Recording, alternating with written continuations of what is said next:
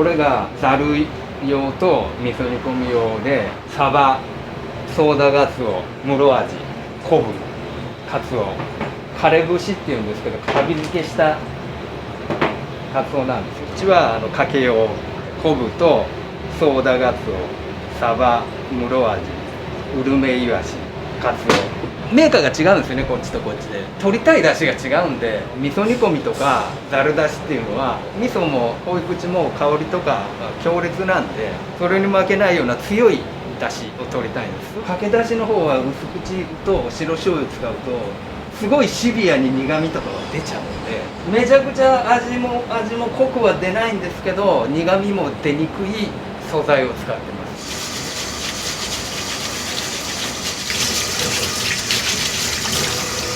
これ両方ともお節なんですけど、本当腹と背があって、これ背の方なんですよ。油分は少ないんですけど、割とクリアなと出汁が取れるんで、お節指定で買ってます。こっちもお節ですけど、同じカツオのお節ですけど、割と出る感じとクリアな感じで分けてます。カツオだけは味というより香りを出したいんで、家で削ります。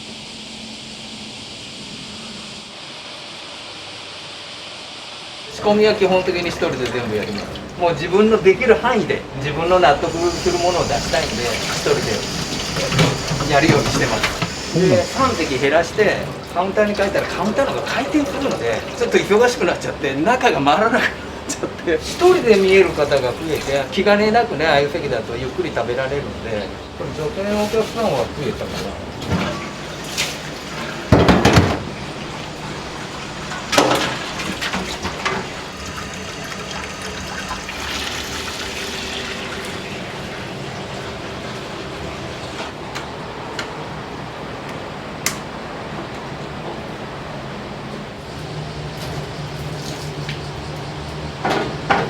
しばらくこのまま置いておきます。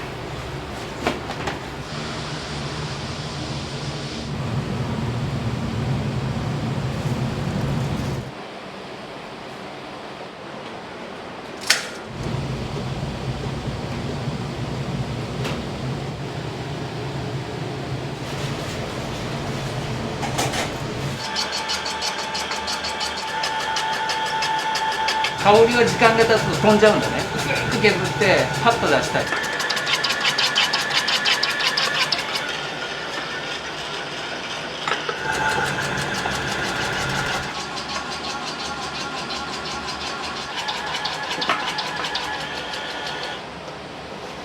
じカツオだけどだいぶ感じが違うよね。部位が違うんですか？部位も全部一緒なんだけど、加工の仕方がねちょっと違う。カビ漬けがこっちの方が多い。ちょっとこっちの方が高い。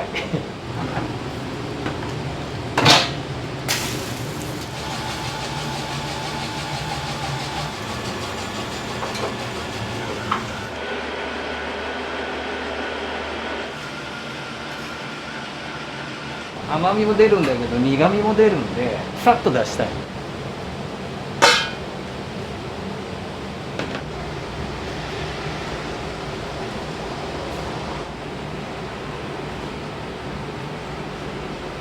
これを入れた時の香りがすごい。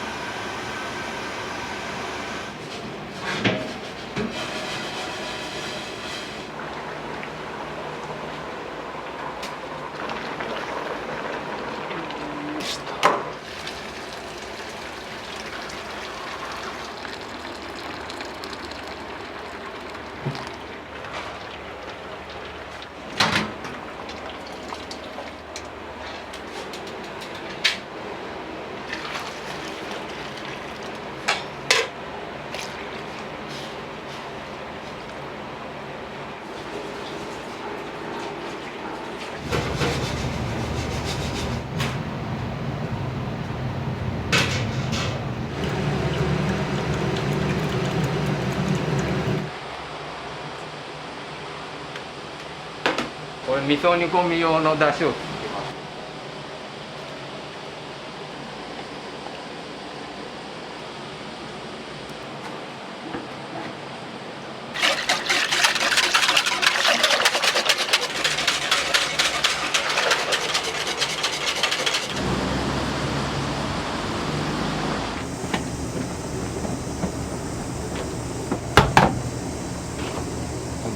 うどんを作ってる絹あかりっていう子です。透明度が今日は22、加水が今日は59%、粉に対しての塩水が59%でやります。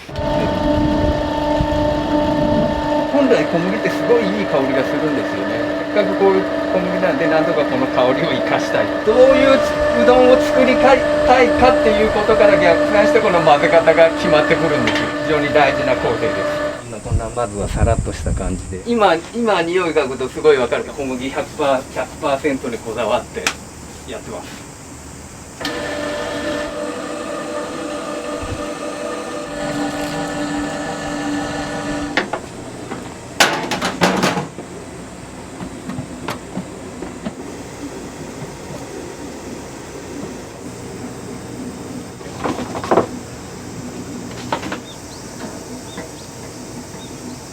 ずーっとこれ毎日つけてるんですよ。この加水だとか塩度とか、あの日どうやったかっていうのを全部つけるのと、あと今後の傾向っていうのを小麦メーカーさんに聞くんで、タンパクがどう推移していくとか、そういうのもつけてあります。毎日欠かさずもう十数年つけてます。最初に力をかけちゃうと麺が硬くなるんですよね。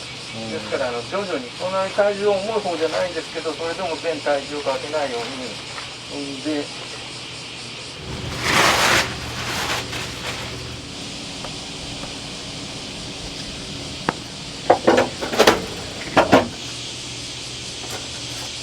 1.2キロに合わせてきます。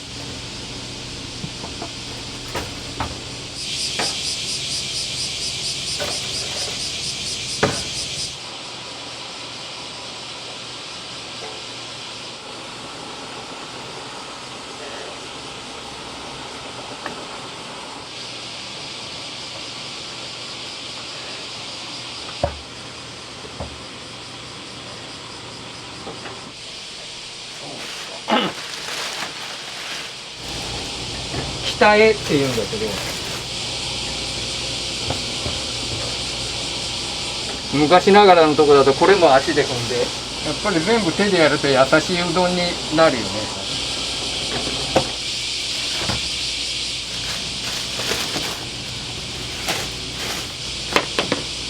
あと1時間ぐらい寝かしてもう1回やって、そのまま明日の朝まで。そうするのは昨日作った、ちょうど昨日のこれが今日の麺になる。昨日やったやつを座布団状にしてすぐ打てるように、このまま一気に麺にすると綺麗な形にならないですよね。それを食べても美味しくないですから、一回力を加えたら休ませるっていうのが基本です。いちいち寝かせるとこうやってすごい肌が綺麗にきめ細やかになる。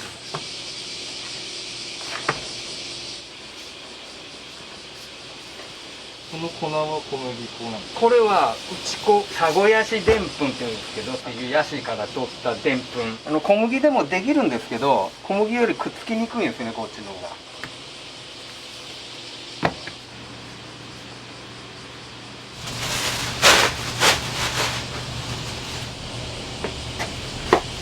これで80人分ぐらいですかね。こっちは一人でやってるので、途中でってことはできないんで、もう営業始まっちゃうともうなくなっちゃったらおしまいです。これでもうお昼で終わった時とかあります？あります。おとついは本当にもう昼で全部なくなっちゃったんで終わりましたけど、昨日はで夜までやりました。日によってわからないです。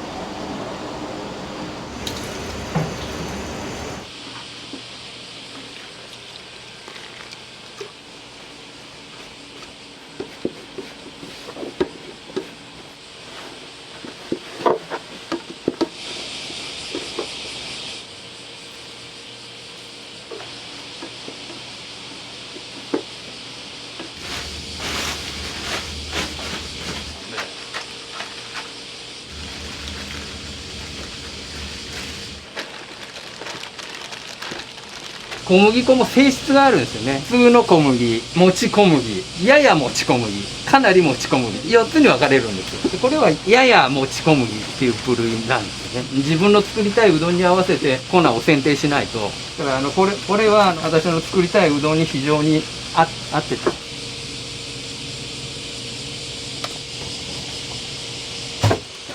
こっちは鍋に入れてちょっと火を通すだけなんで粗いイメージでだしなんかも早く入るように、こっちとこっちはもうまるっきり正反対の作り方です。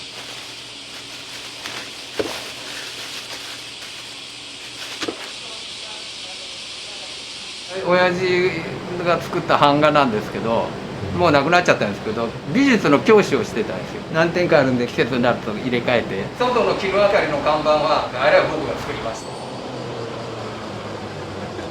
5時間が営業時間2倍ぐらい仕込みしてます。多い時で日曜日だと16時間とか7時間とか、平日でも14、15時間は働きますよ。やりたいことをやっていくとどうしても時間はかかるんですよね。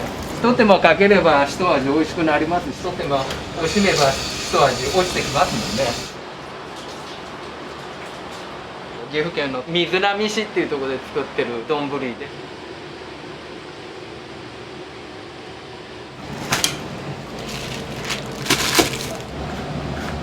かき揚げの素を作ります。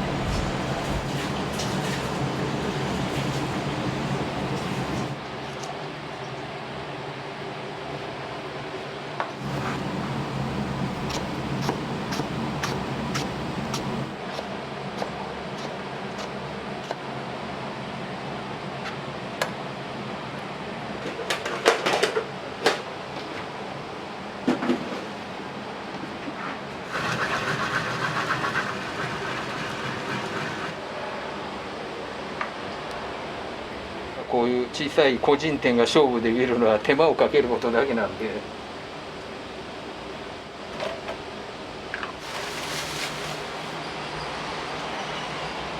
うどん定食、いなり定食の手合わせです。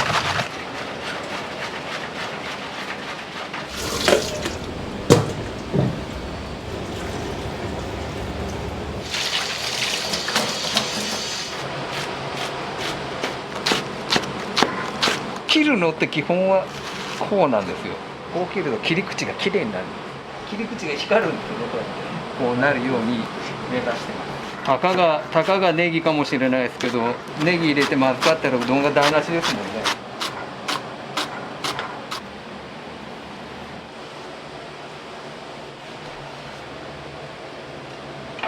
余分な苦味だとかいらない味を流すのと、汚れを取るのと、あと見た目をきれいにするのと。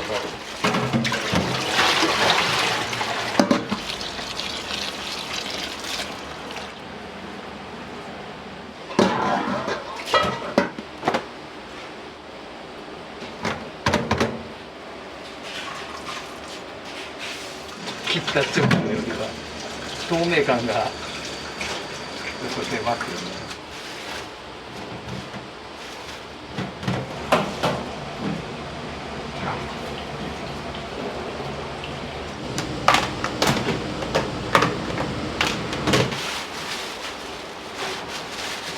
何匹ぐらい40ちょいです。1.8 キロが冷凍で1塊になってるんで。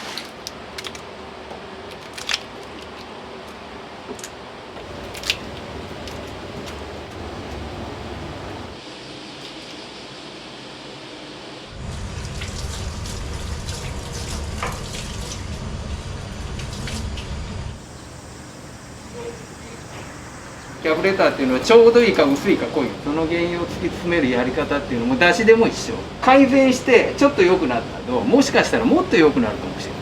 で必ずダメになるとこまでやるの。ダメになる手前が一番いいと。ダメになるまでやり続けてちょっと戻ってここでやる。オートバイとかうどんだけじゃなくて全てに関して一緒だと思うんだけどね、やり方。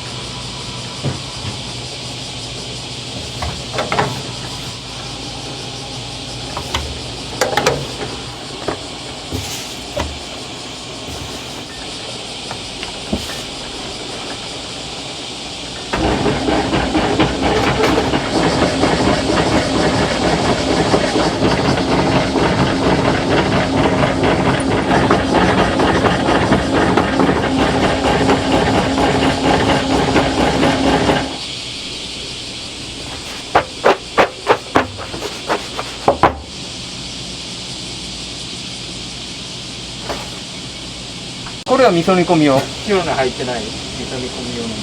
こっちは 140g で1人分にしてるんですね。でこれが1人分。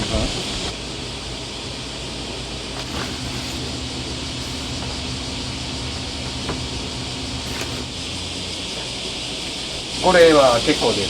日曜日特に出るかな。一回食べるとみんなまた注文する。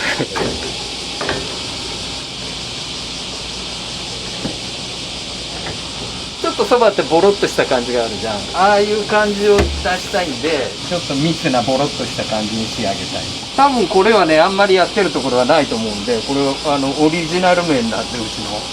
今さ、うちで夏メニューで出してるんだけど、そばの作り方なんだね。寝かさずにバーッと混ぜて、塩も入れるんです。小麦100でそば0で作ったらどうなるんだろうと思って作って食べてみたらすごい美味しかったんでね。ちょっとそばっぽいし、さらしなにしたり。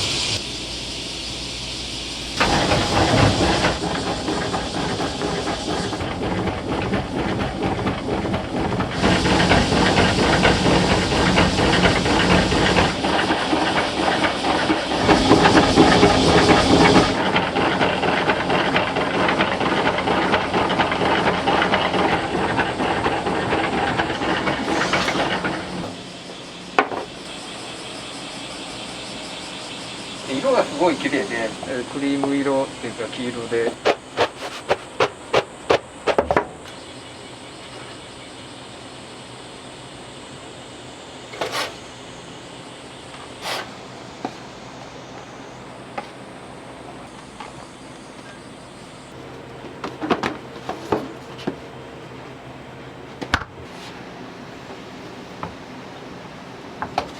これをね、今日は10枚、70人分ぐらい。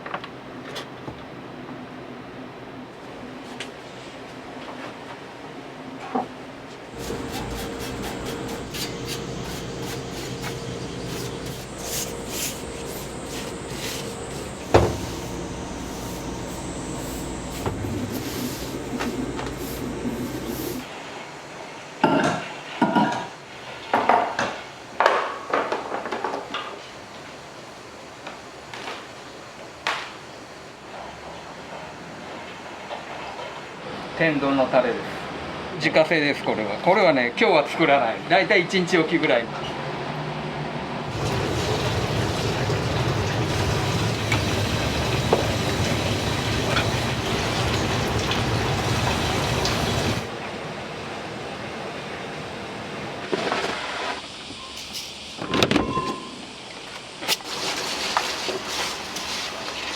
最初に1升半ぐらい足りないと炊き直すこともあります。農家さんから買うと 100% そこで作ってるのを買えるんで、農家さんへ行って買ってます、米を。はい。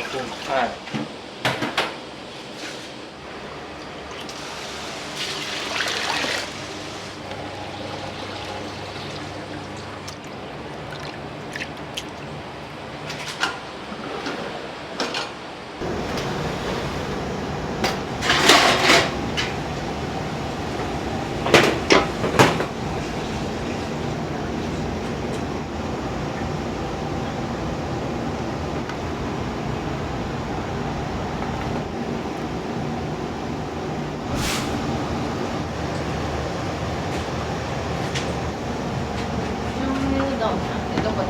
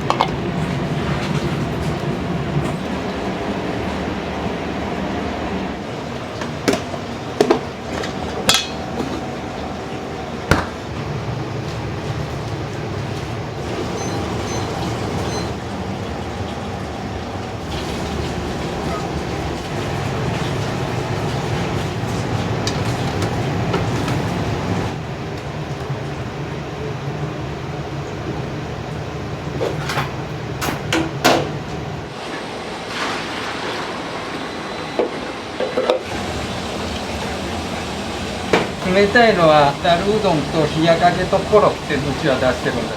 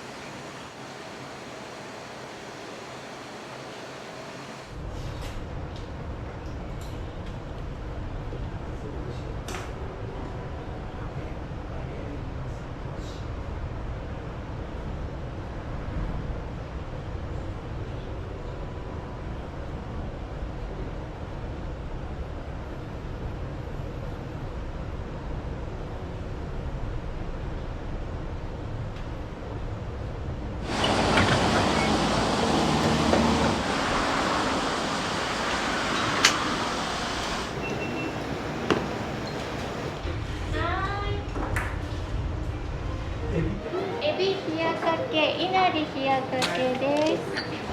エビ冷やかけ、いなり冷やかけです。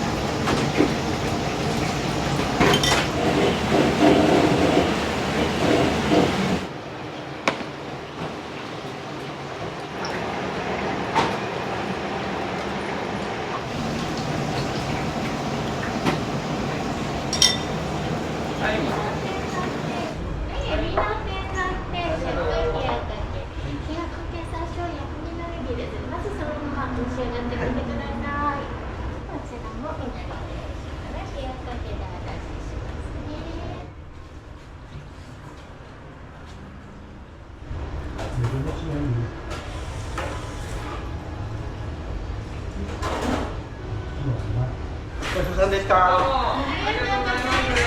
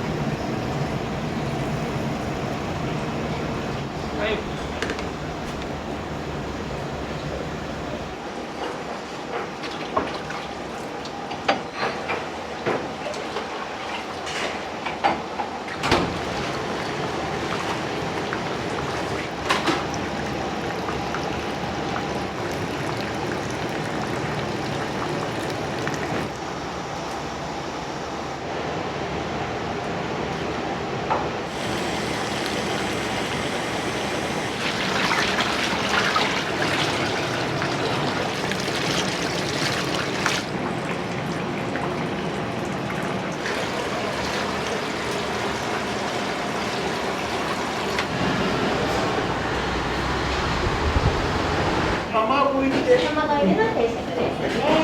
はーい。うどんって卵鍋って。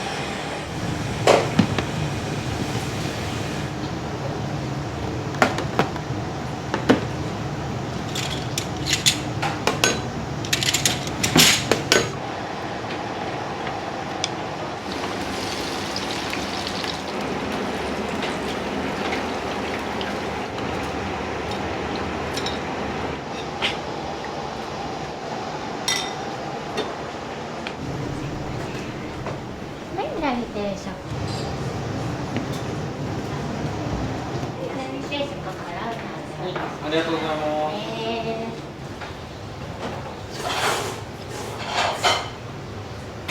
よく来られるんですか？初めて来ました。あ、そうですか。前から気になってて、結構味が濃いめでしっかりしてて美味しいです。はい。うどん定食冷やかけお出ししますね。エビ天おろし。エビ天おろしお二つでかしこまりました。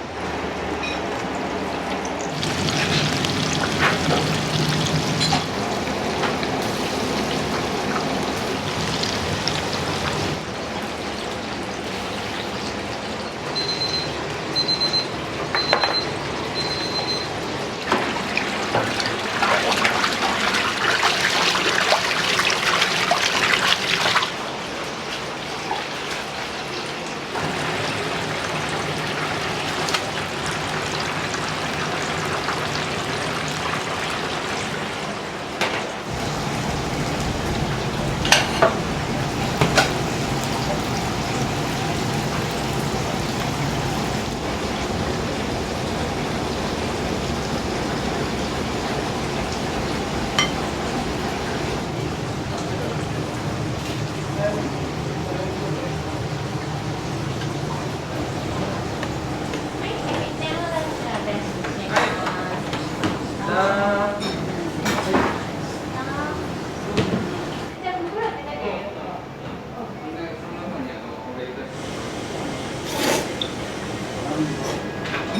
く来られるんですか？いや、ここ初めて。そうなんですか。たまたま通って。どうですか、お味の方。美味しいですよ。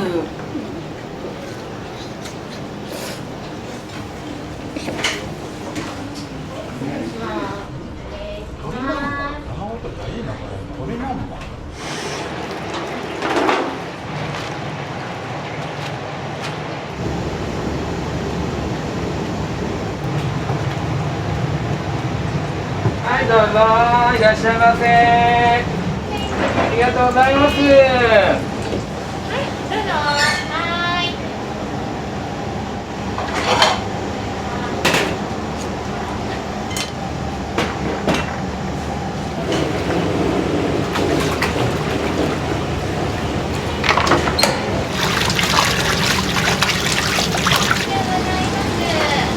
ありがとうございます。あ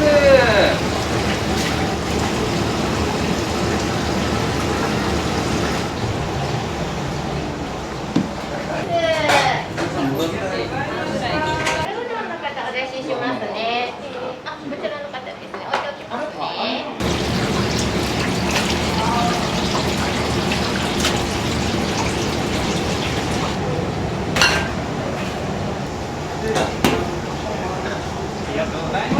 どうもありがとうございます。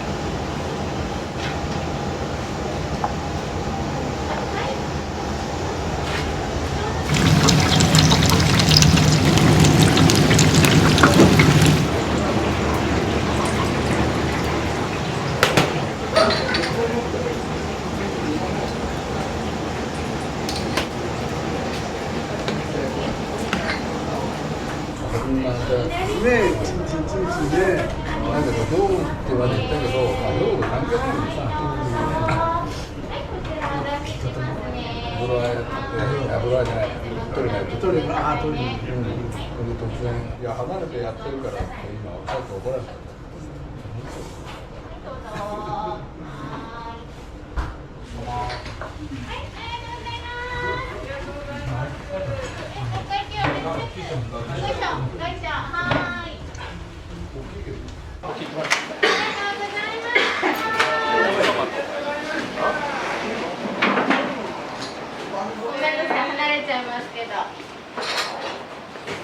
ちょっと変わったものし、みんなも。はい。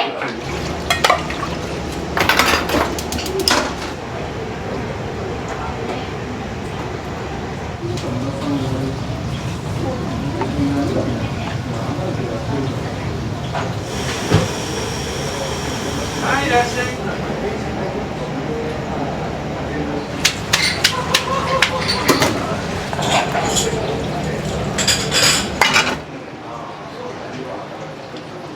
それは絶対だし。どうぞ。おお、ね、俺ネギ好きだね。はい、お願いします。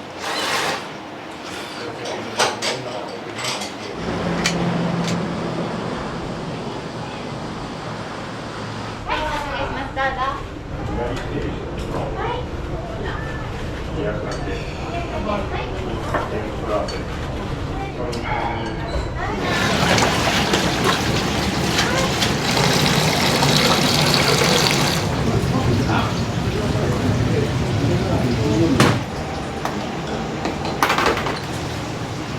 いなり定食の冷やかけをお出ししますね。はい、どうぞ。冷やかけ最初は薬味のネギを入れずに、まずそのまま召し上がってください。そう、煮込みが出たね。結構出てるね、今日ね。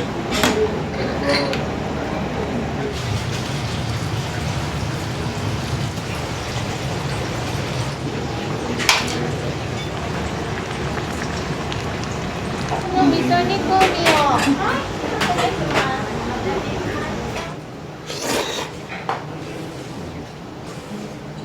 美味しいです。すごいつるっと。この天ぷらがすごい美味しいです。タレが。はい、お願いします。どうぞ。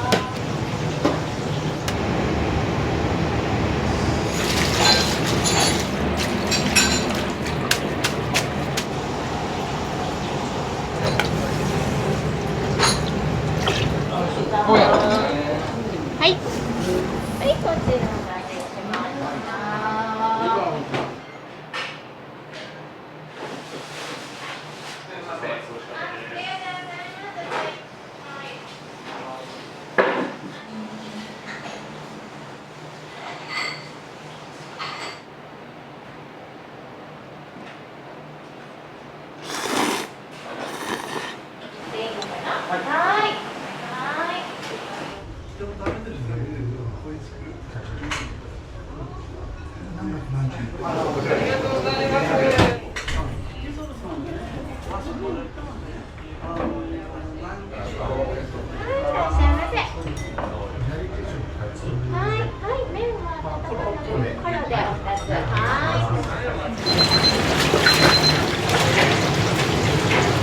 ありがとうございます。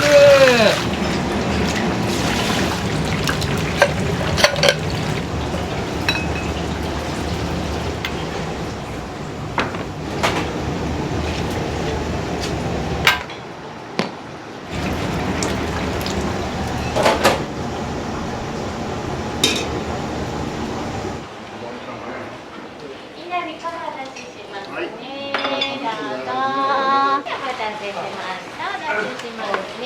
どうぞ。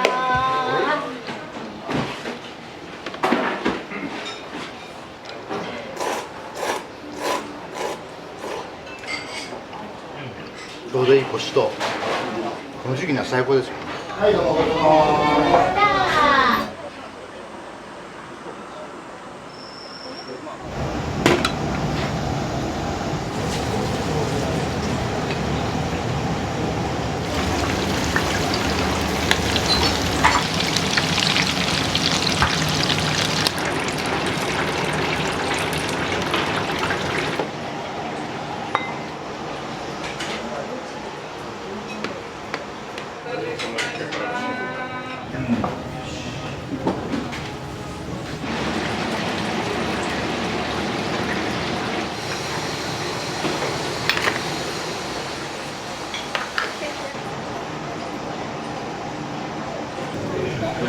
はい。はい、ねり冷やかけお待たせしてみます。い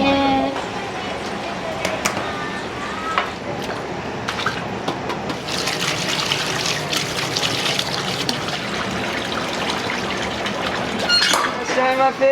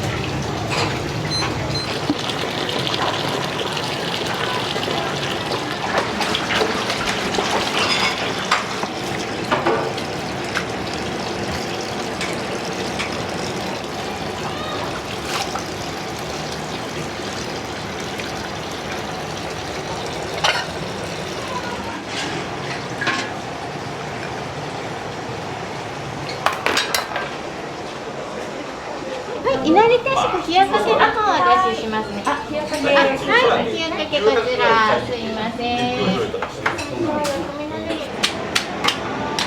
うぞ。はい。左手が温かいの。はい。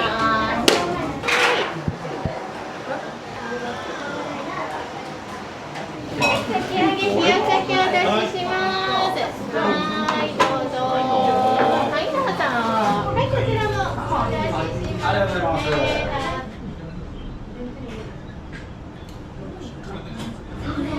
すみません、お会いそうですか。はい、じゃあいただきます。ありがとうございました。ありがとうございます。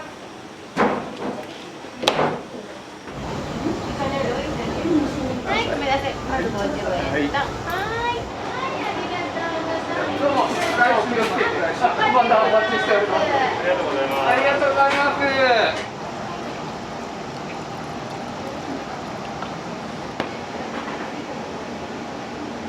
おろし大ね。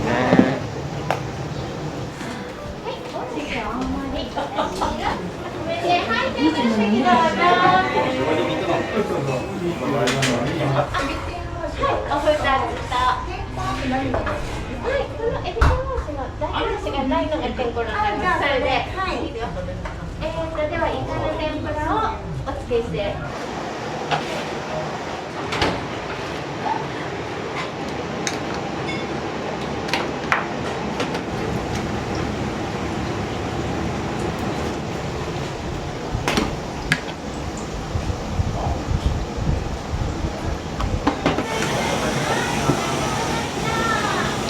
ありがとうございます。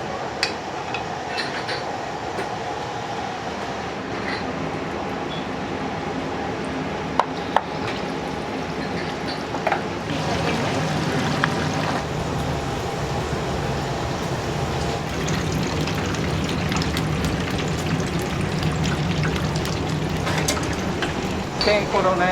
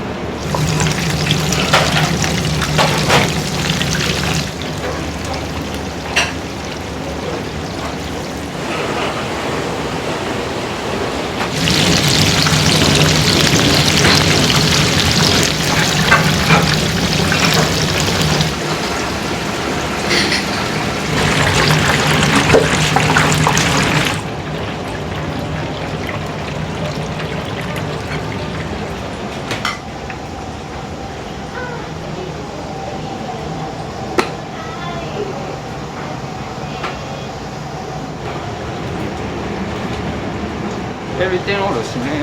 あ、はい。はい、お待たせしてすみません、どうぞ。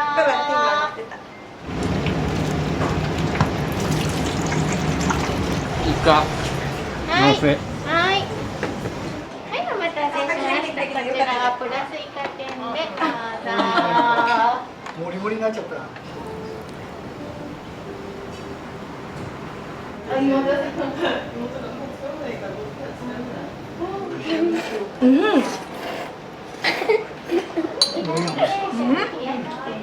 本当美味しいですよ。ここはよく来られる。初です。私は来たことがあって。今回何を頼まれたんですか。エビおろしです。天ころ。僕はエビおろしにイカプラスです。美味しい。本当美味しいでしょ。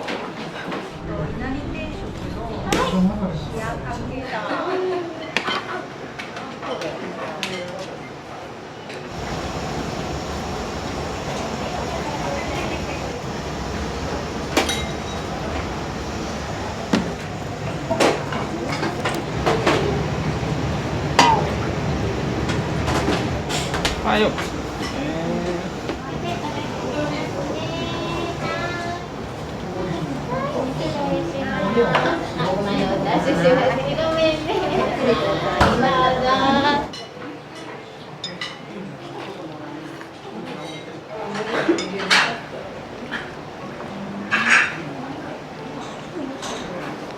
ち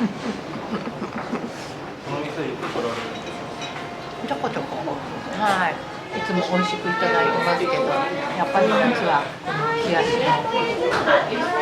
おうどんが特にまたさっぱり美味しいです。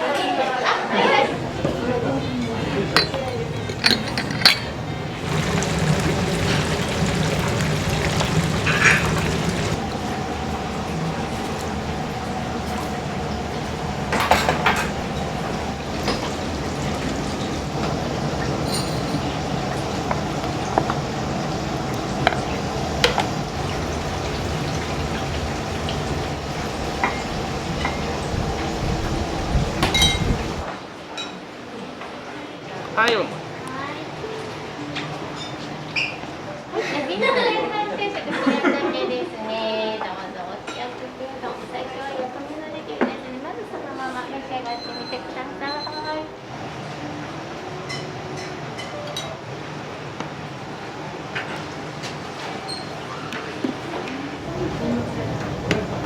はい、かき揚げの定食かき揚げこちらは青森でお出ししますね。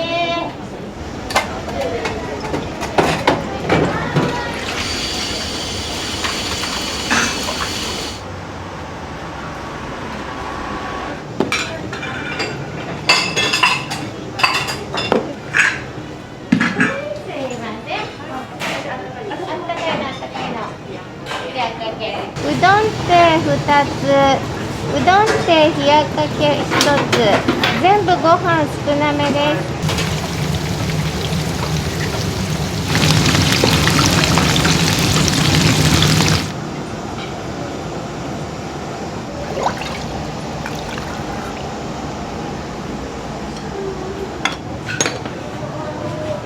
ありがとうございます。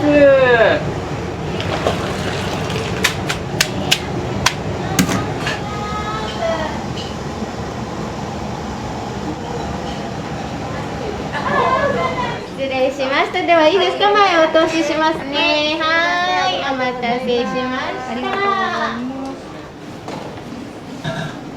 い、お待たせしました。どうぞ。はい。毎週来てますすごい美味しいのはもちろんですし、お出汁とか麺とか天ぷらの衣に至る細かいところまですごくもう常に美味しさを追求して熱心に研究されていて、来るたびになんか美味しいを更新してるなって思ってます。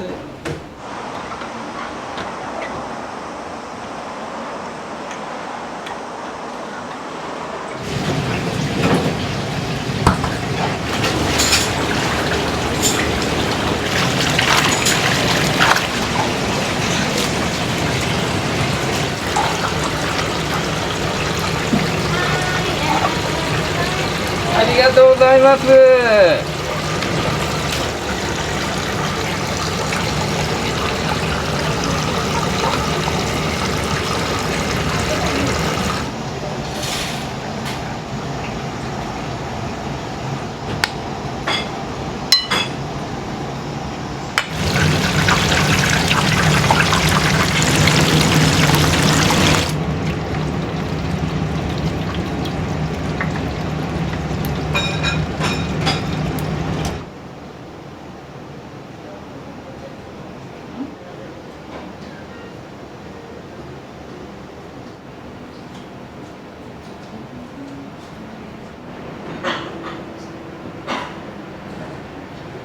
そうそうしました。そうですね。プロでやってる方が結構取ってほしいっていうのが。こ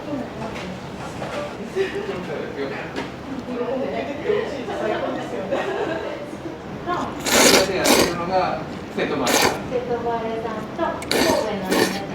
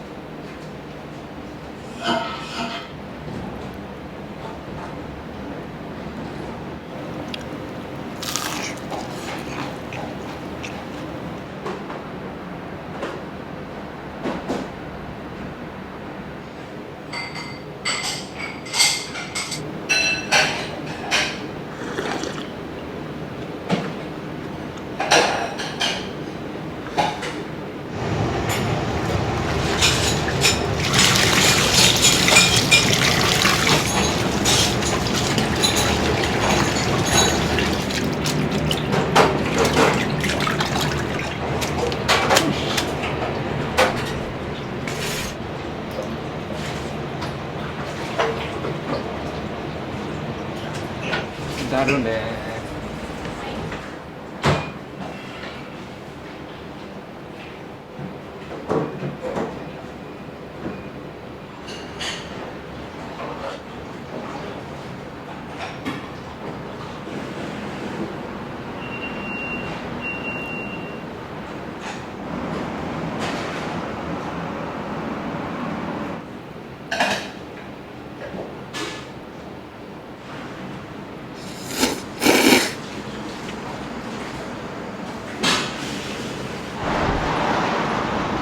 まあ名前は讃岐ですけど、自分の作りたいうどんを出す。硬い感じをコシって言われるんですけど、私の考えるコシっていうのは硬さじゃないんですね。ふわっとした柔らかさの中に最後に感じる歯ごたえ、ギュッという、そういうものを作ってます。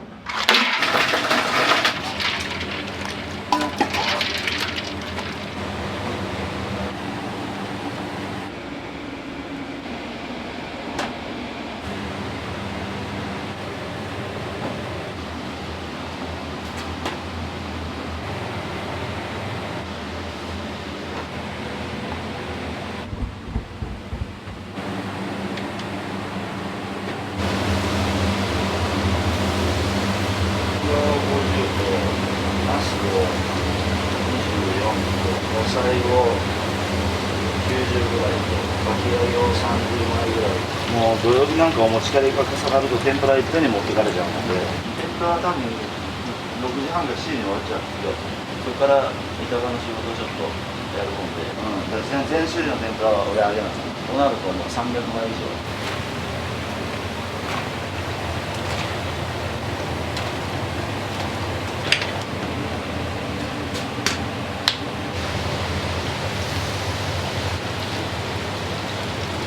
支店の分分ける。港店の店長が休みの時は天ぷらさんからほとんど来るんだけど、足らんといかんで予備に持たす。大抵あんまり余ってこんわ。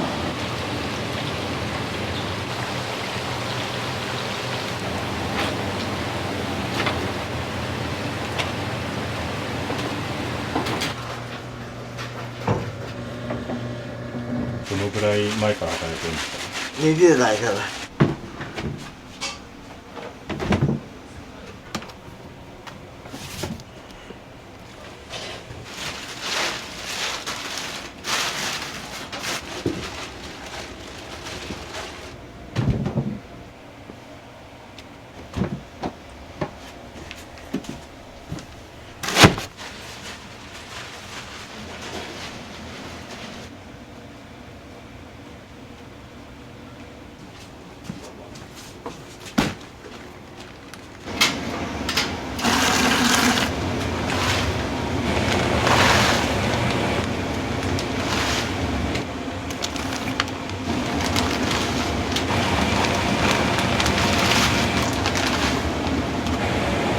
果物で。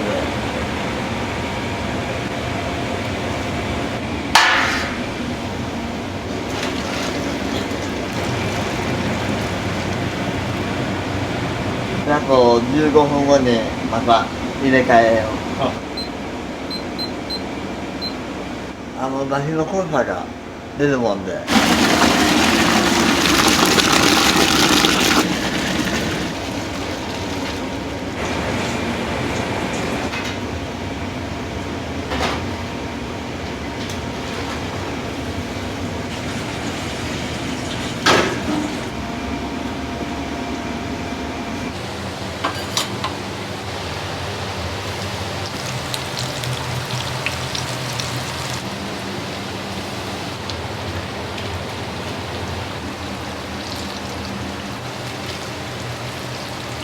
昨日でも250枚ぐらい俺あると、それプラス天ぷらやから来る。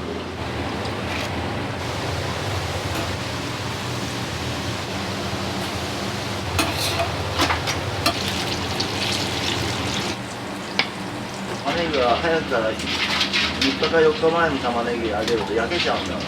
でもう売り物にならんもんで。焼けちゃう系のやつは。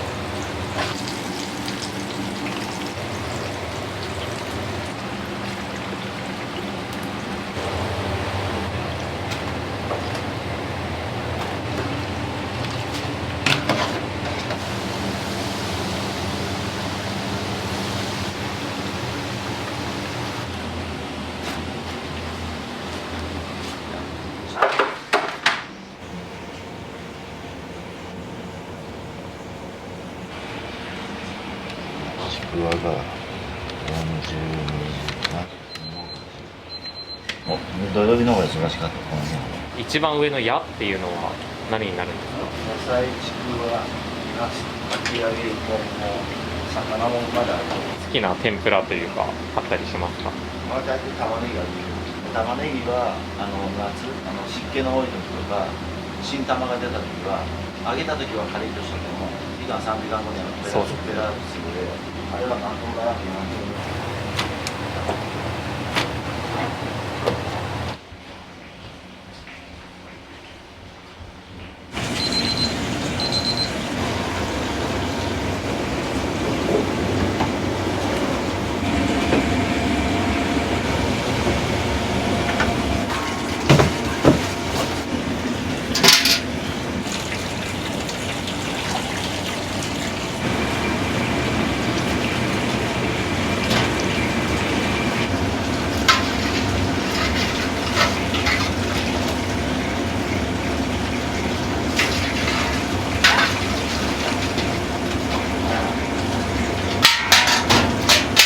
9杯。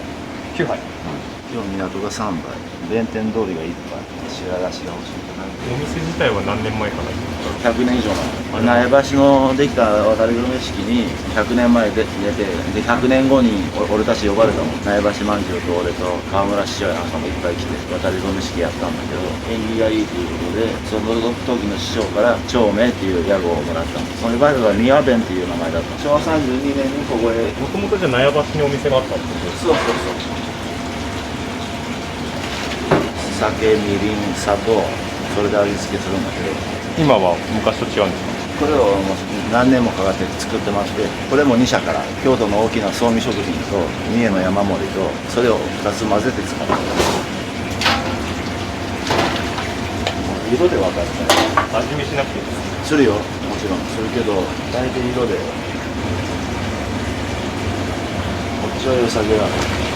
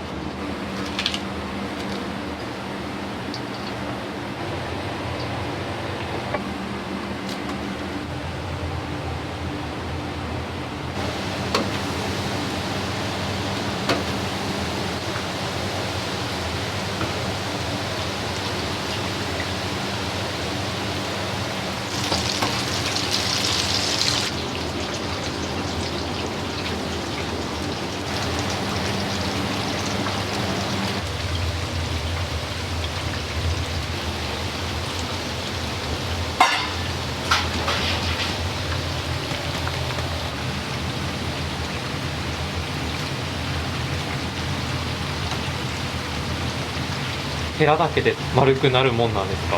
適当に感覚でこうやってやってくれるけどね。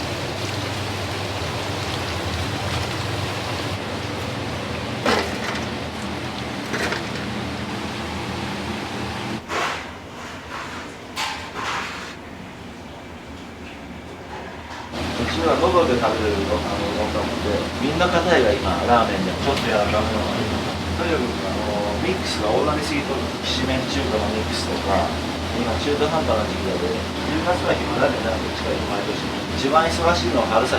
今がそう変わらなくなってきてるけど、昔はもう春先戸を開けて商売できる時期が一番忙しかった。本店の方を引き継がれるお弟子さんとかはいらっしゃるんですか？いないんだわ、それで後継者探してると、もう他のうどん屋でこういううどんないもんな。うちは天ぷらうどん1本なので。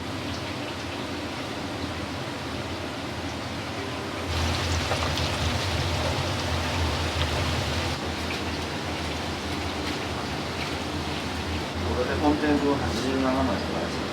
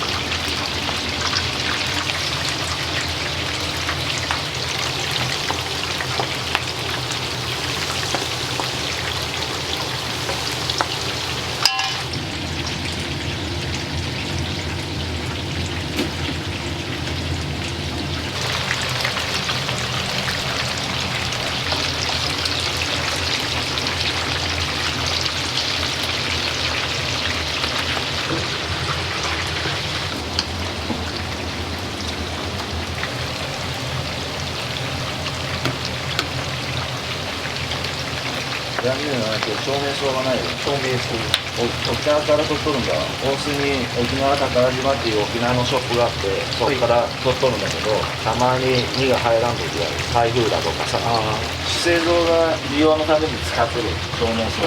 そんな12枚ぐらいしかあげるんけど、食べる人は使えると今まではさ、天ぷらあげてなかったもん。天ぷらさんから全部取り売りだったもんで、調味うどんの前に天ぷらはみんな取り売りだった。その頃3軒あった天ぷら屋が。今は全くないけど、そんな頃は3軒あったもんで、忙しさも違うもん。夕方でも持ち帰りでバーン並ぶもんで、適当に200枚持ってきてくれとか、そんな時うどんでも粉が最高7本で9本出たことある。1日ピークで。誰も信じると思う。うどん1本ない。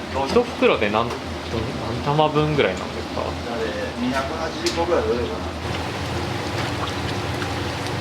かけるだけは190度で揚げるので、10度だから。そして宇宙とか中学ぐらいの時から中華ミックスって言うんだけど、その頃お客さんの要望でみんな始まったの。裏メニューみたいな感じから始まったって感じですか？メニュー表にはそのものもしなかった。そこからどんどん広まっていってみたいな感じで。両巻きにダメ押しにテレビ局が来たので、それで広まったんです。継ぎ出しでしょ。今のかき揚げも最近始めたところだけどさ、油が汚れる嫌だったんだ。今ぐらいのような、今日で19枚でしょ。はい。普通だと80枚近く揚げなかったんで、順番をどうするか、やりをさっきやっといて、他のもんで汚い油取るとか、そうすると綺麗なまま。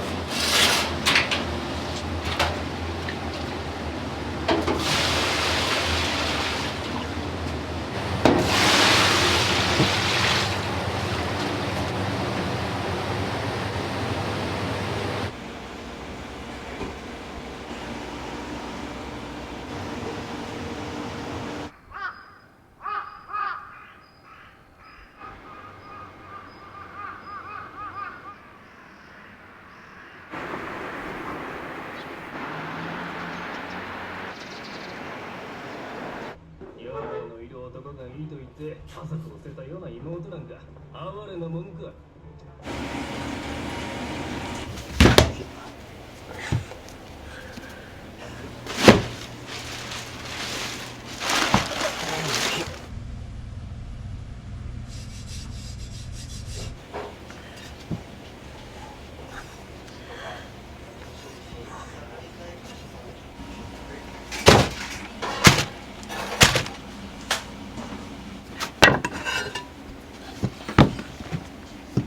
これも順番があってさ、この皮の方を上向けなあかんのよ。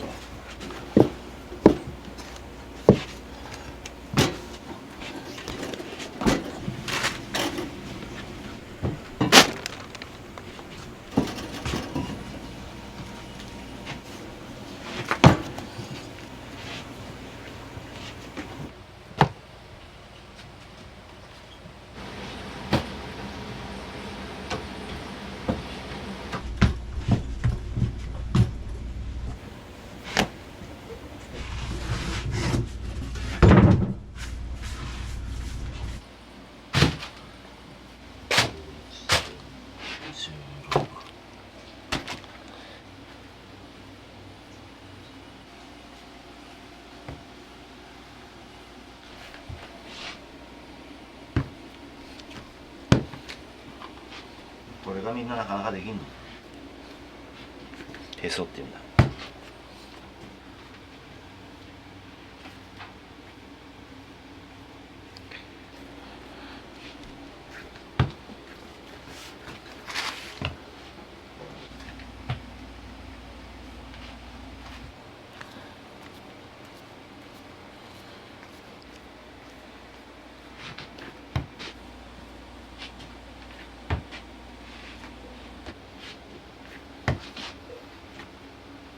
責任感だけでやってきたもんで、両親が生きとる時の仕込みは俺に任しちゃっとるもんで、定時制帰ってきて9時過ぎ10時近くから親父は魚夜釣りとかさ、ボーリングとかそういうのが好きだもんで、親父をこうやって遊んでこいって、自分は自分でカラオケが好きだもんとかピアノ弾いとったり。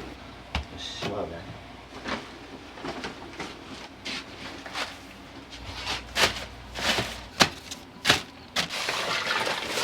これがエンド系。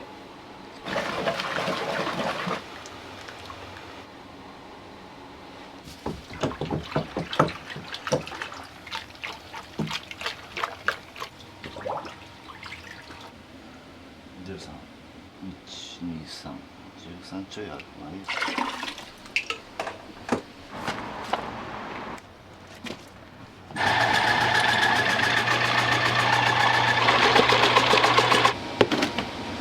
ネギは1日何本ぐらい使われるんですか？最低でも大体3箱ぐらい、夏場とかってざるそばとか逆に使うんで、結構取っちゃいますね。そういう時はもう本当に朝夕方っていうかダブルで同じ作業をやってる。ここ営業時間がもうオフタイムがないんで。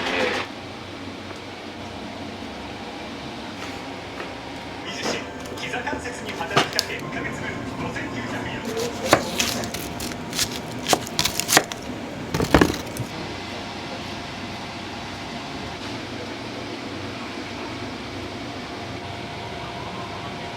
おにぎり結構大きいですね。結構大きいまん丸で、おにぎりも出るんですよ。大きめで結構ボリュームありますよ。ボリューム、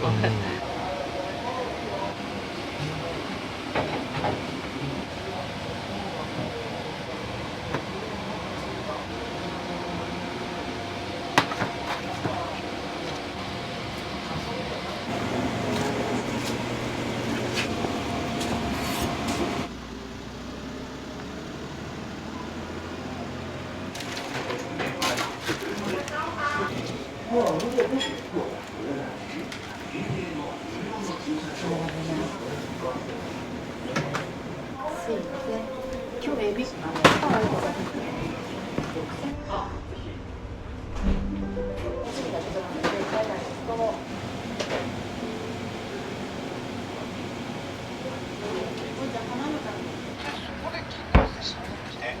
品問題評論家の上田という集団食品に弁護します。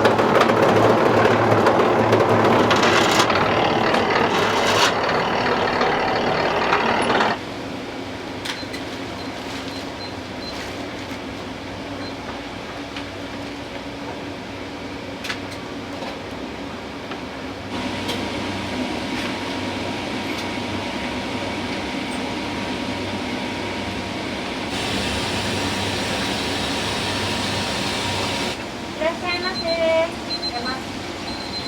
これ。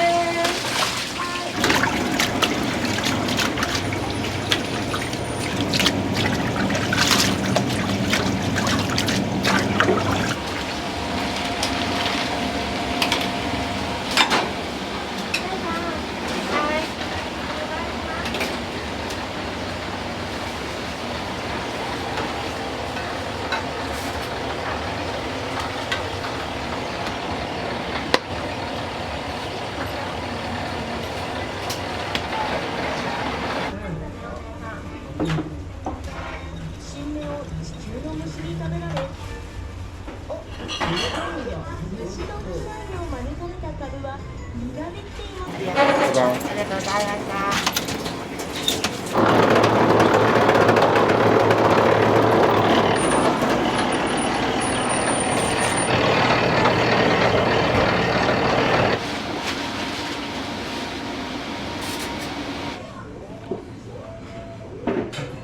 大ヌルのはい。卵卵に。はい、お待ち。大ヌルです。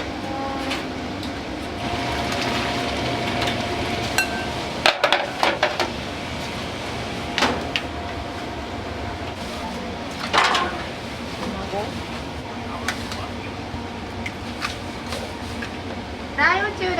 はい。はい、ぬるね。お待たせ。はいや。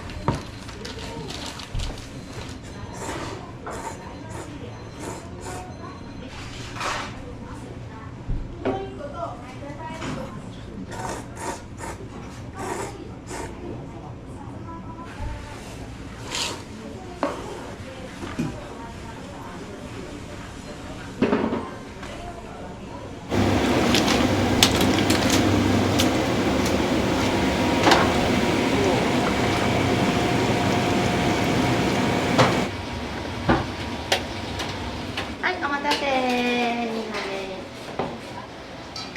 お持ち帰り。はい。先に入れますね。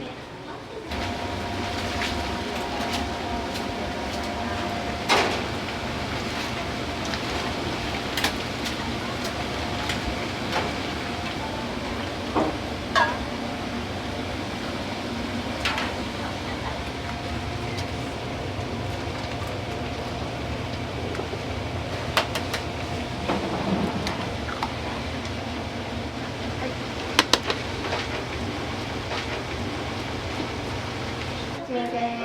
はい。かな。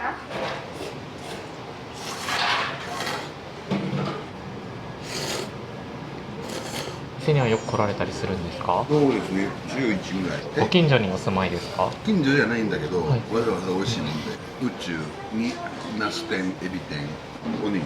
おにぎりは昆布。味はもう抜群です。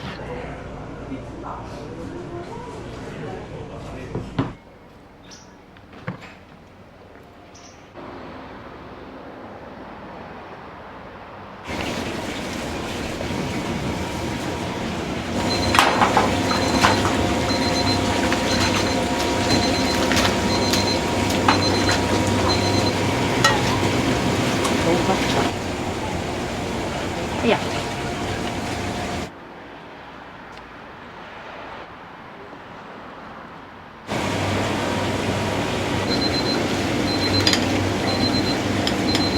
ょうどです。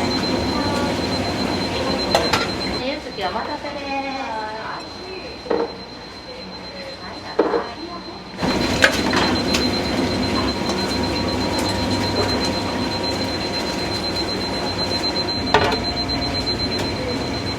大中華です。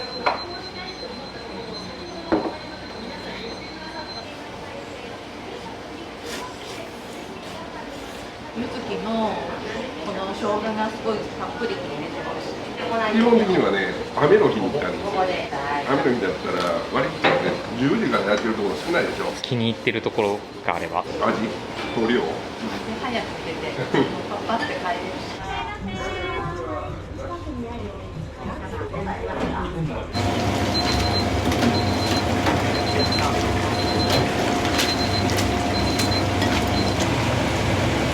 お願いします。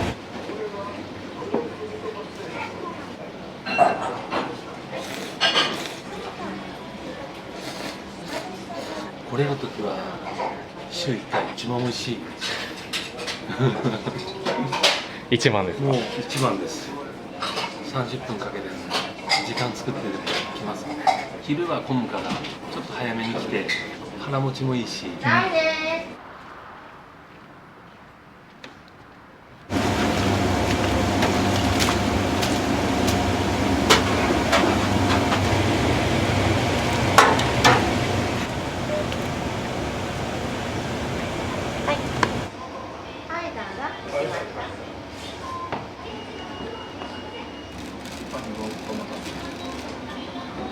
ここにラーメンがあるんで胡椒にした。うどんの時は一味だわ。一味。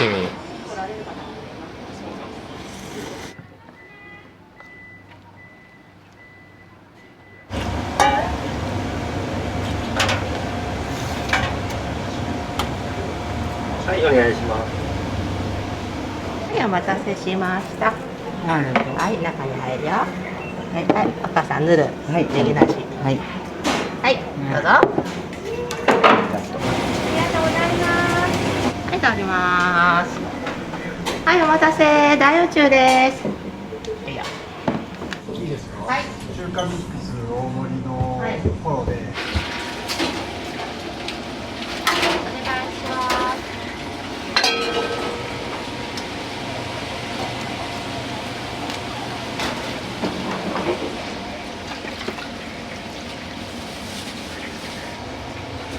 はい、お願いします。大宇宙のバラです。入ってますよ。いらっしゃいませ。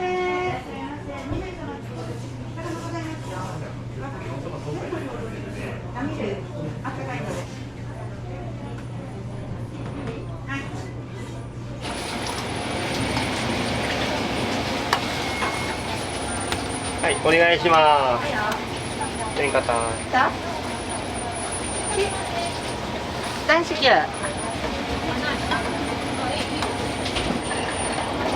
亀魚です。はい、どうぞ。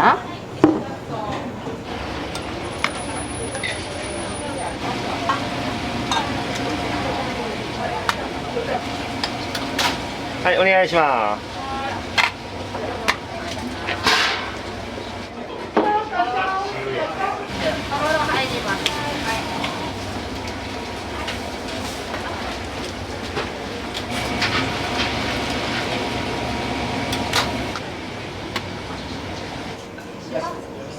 どんこ盛りのかき揚げ。どん大盛りのかき揚げ。はい。で、もあったかいですか？はい。あ、ぬるでして。ぬるで。大丈夫。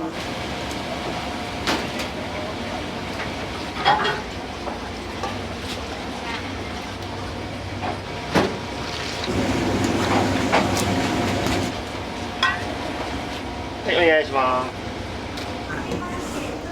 はい、お待たせです。小のかき揚げ。はい。大ぬるです。お水入れていきます。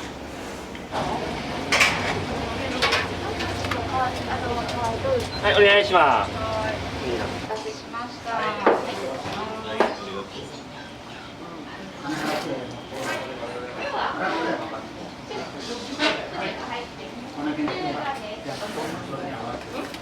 お芋さんちょうだい。はい。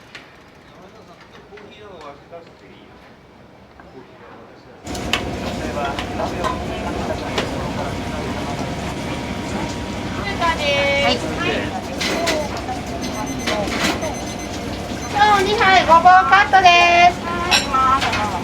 小そばとろです。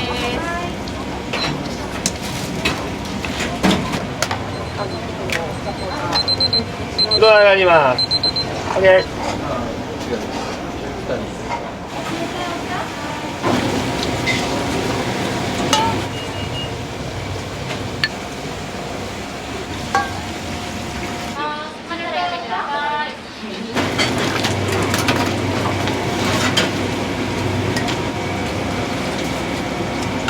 2番で。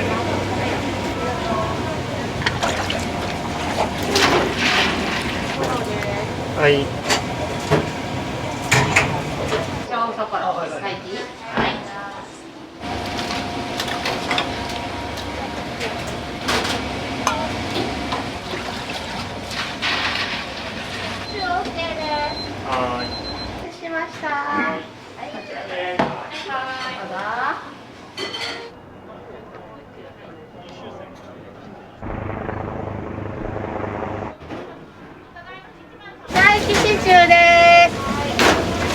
るからみんな入っとるよ。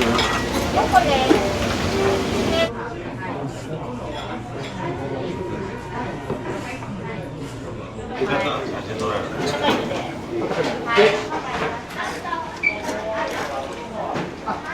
お店にはよく来られたりするんですか？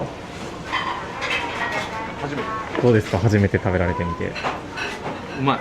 量結構食べる方なんですけど多い。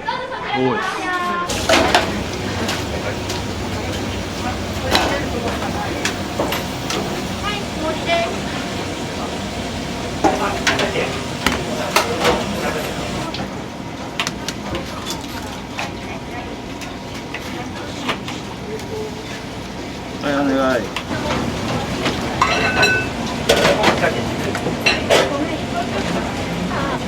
これあとおにぎり。あ、できる？持ってきて。乗らんかもこれだと。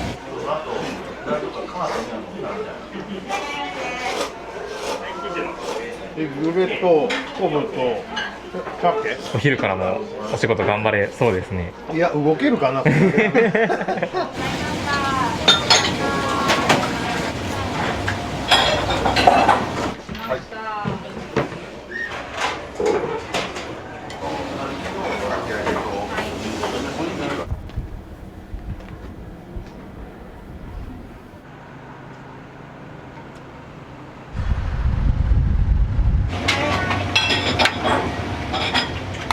願いします。3番です。はい、お願いします。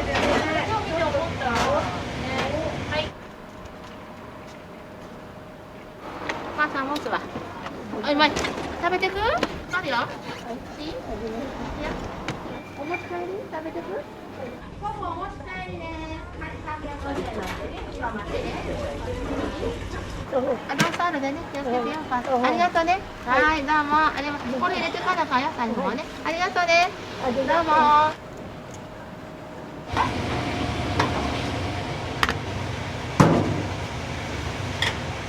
はい、お待たせしました。薄味の野菜です。はい、すいません。はい、薄味ね。はい、小のかき揚げです。はい、どうぞ。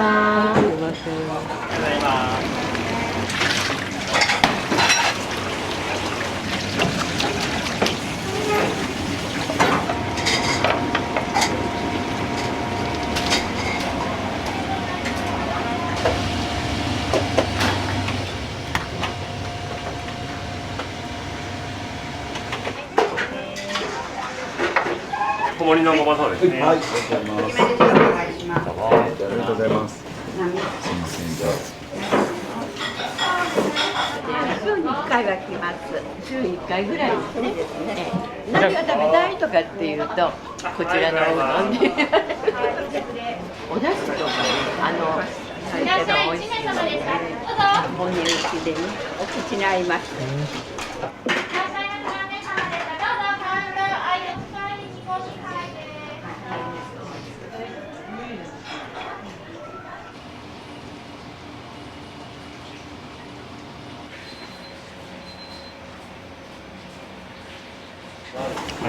美味しい。よく来られるんですか？よく来るよ。もう何十年だ。何十年なの。麺類が好きだでね。これが好きだ。中華だね。あんたは中華だけど、私はうどん。好きだもんね。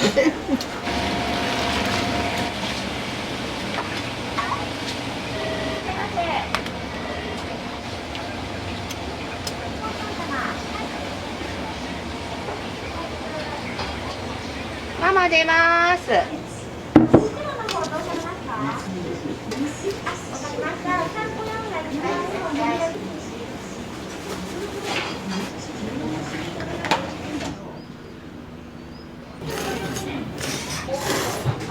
最高ですね。八丁味噌がね、美味しかったです。はい、八丁ね。俺は先代、仕事好きな人だったもんでね、職人さんだったね。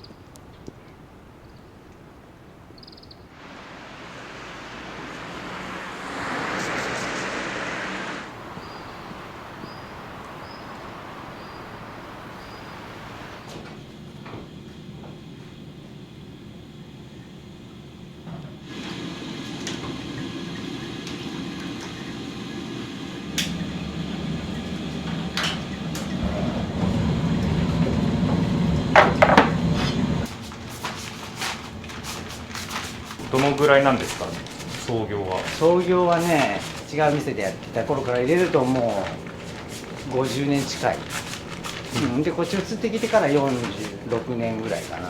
で去年大将が亡くなって、それその前から大体うどんとかはねもう任されてやってたんだけど、だしの人って結構ねタフだったのでよくここまで大きくしたなと思うんだけど、それにある分は大体1日の忙しい家庭でこれぐらい一人でやってるもんだから、やれる限界がある。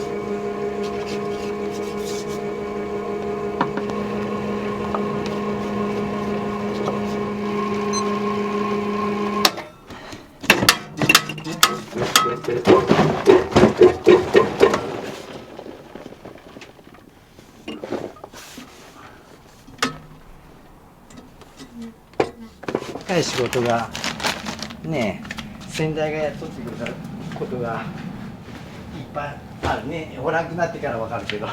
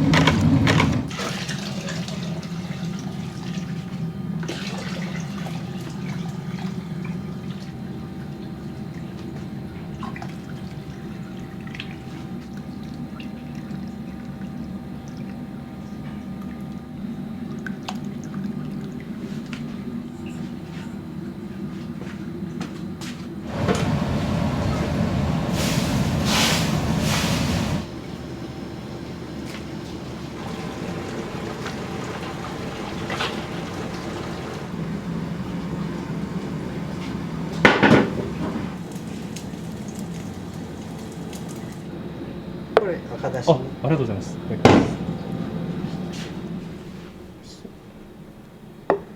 でも食べんとダメだね、やっぱり。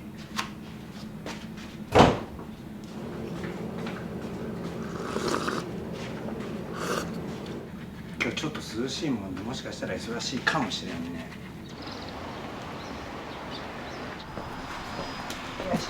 ちょっと雨が降ってきちゃった。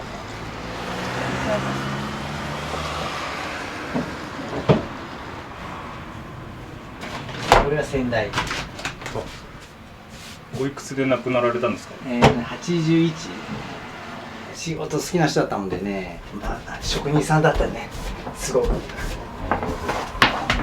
昔ね、もっとすごいでかく打っとったじゃんね、ちゃん大将の時は。これの3倍ぐらいじゃないかな、きっと。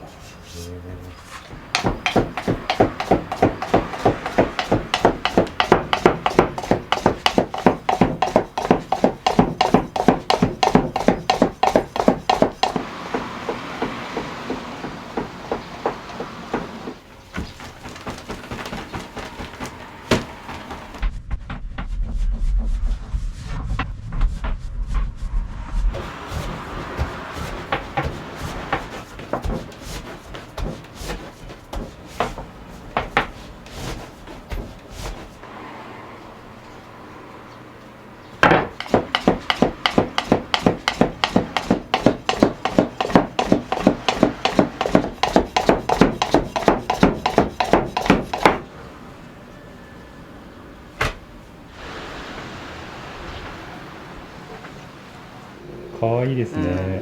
変わったいろんな花をね。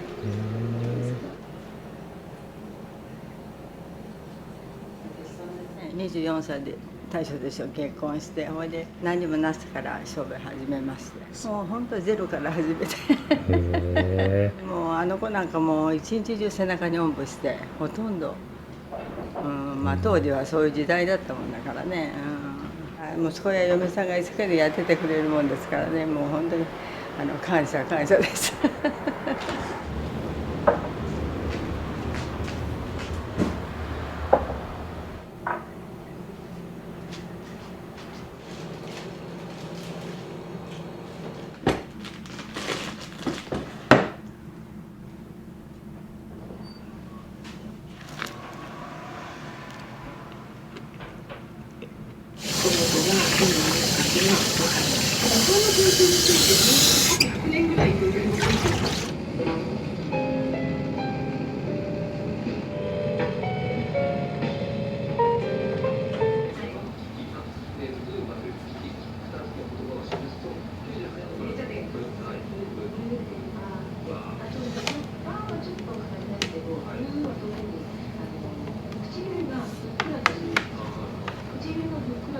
しまうところ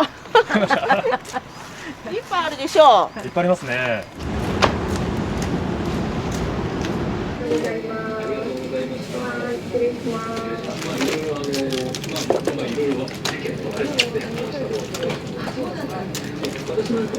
お姉ちゃんもやってた気がする、パパもやってた気がする。だから僕それが嘘になっちゃうっていうことってそのもう入れちゃってます。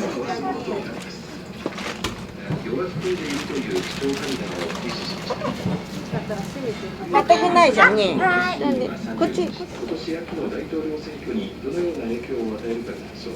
トランプ氏は財政を払って仕上げで全てがだってさってそこで一回ちょっと4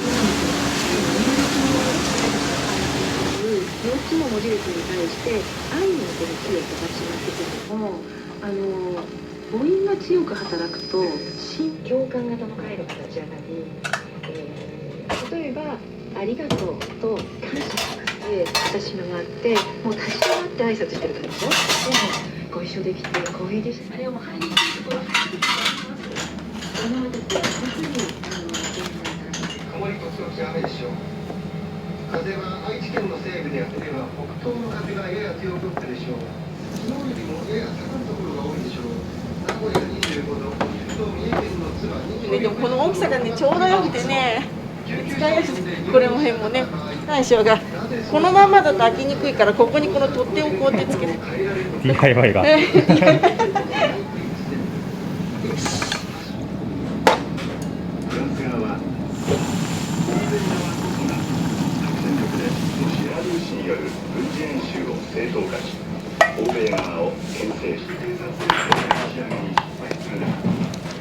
お店で仕込まれてるんですか？そうですそうです。結構辛いんですけど人気です。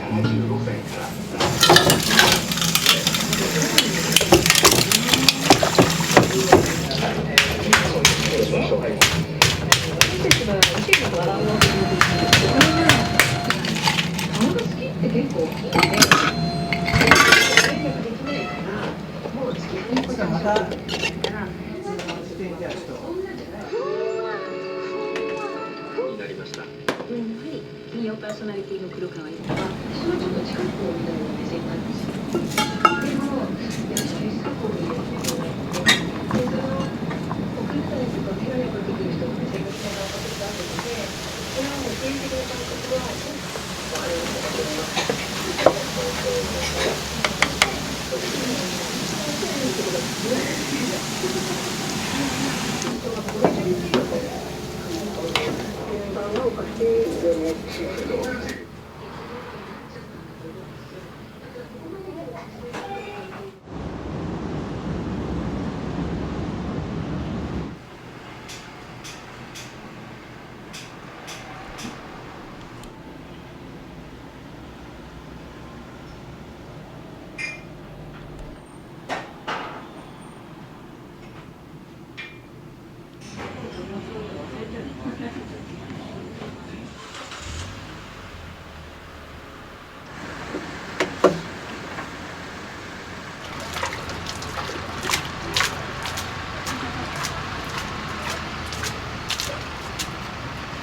あれ全然違うじゃん。なんかい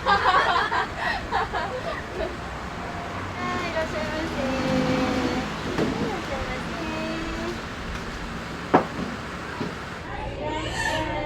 どうぞ。あ、いいですか。どうぞどうぞ。はい、いらっしゃい。あ、パスハッチョウのハッチョウお願いします。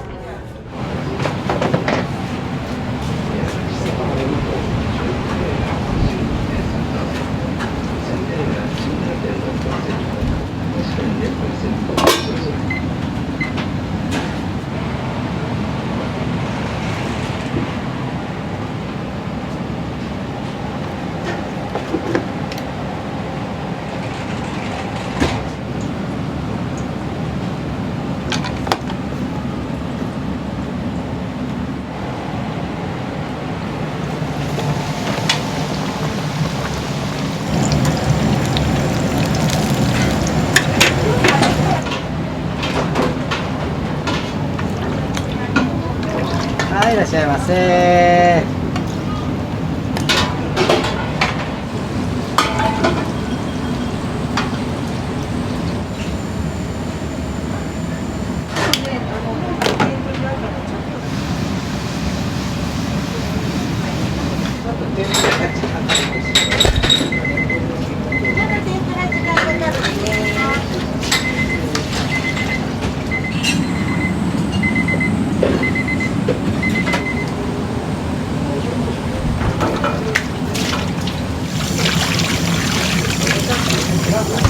切ったよ。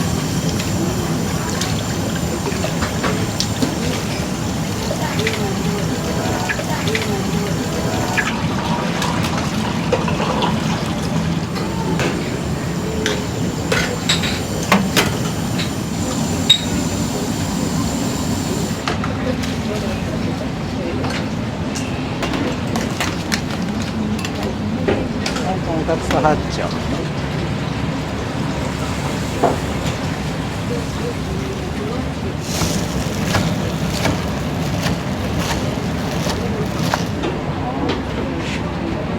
い、とんかつです。八丁です。八丁ね。八丁ね。はい、八丁。はい、八丁ね。はい、八丁ね。はい、カツ丼ね。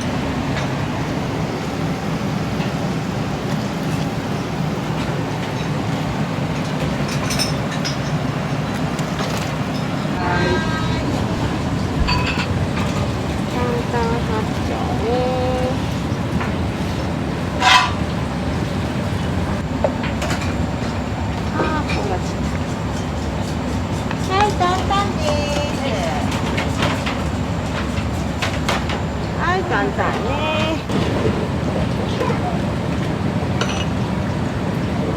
はい、簡単ね。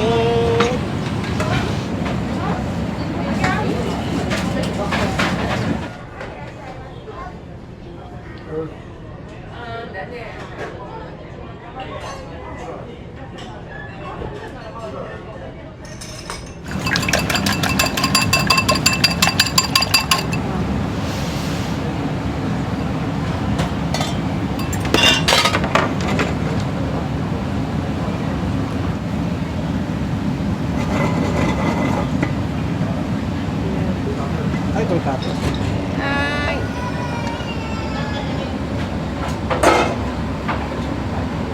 これお父さんの天とじね。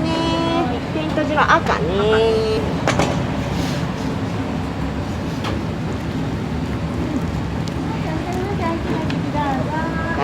い。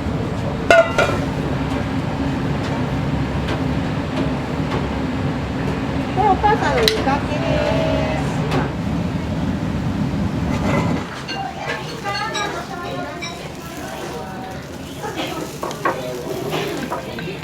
いただきます。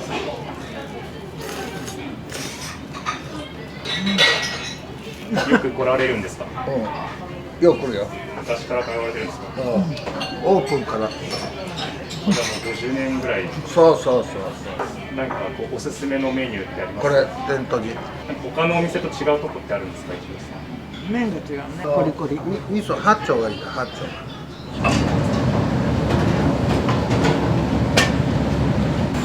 はい、いらっしゃいませ。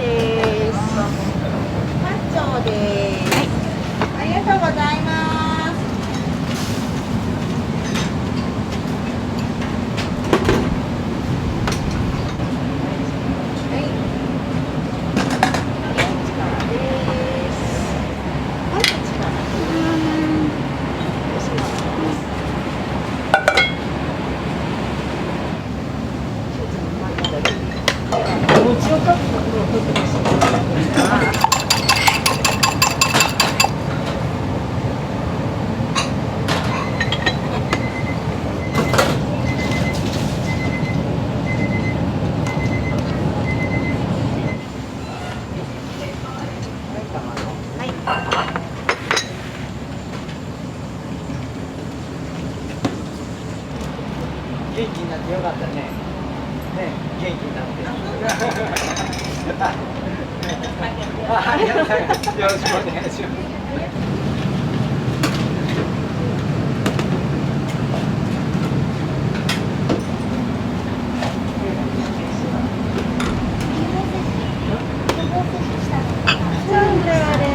13を1個実機で打ったの。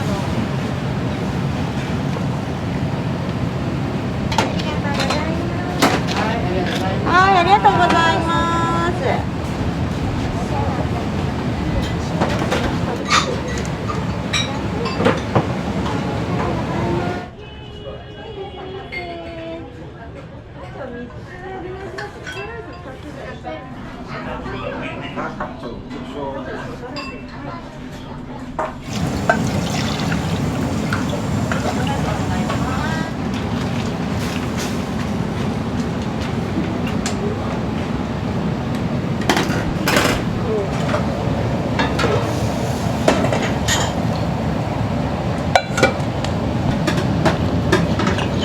じゃあね。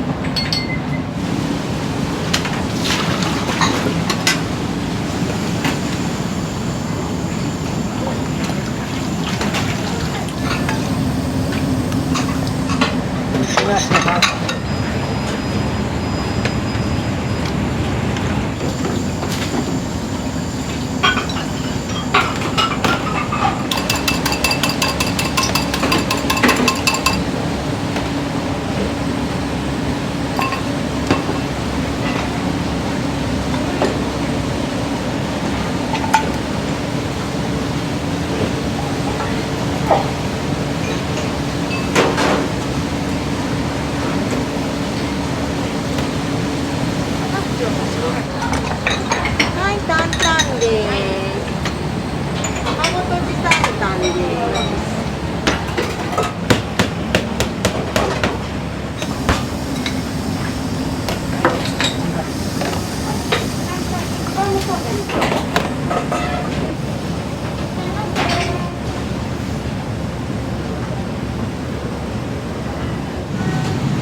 これ担々ね。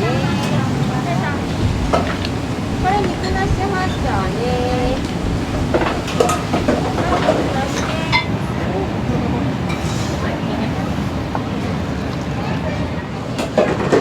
はい、ハッチャーね。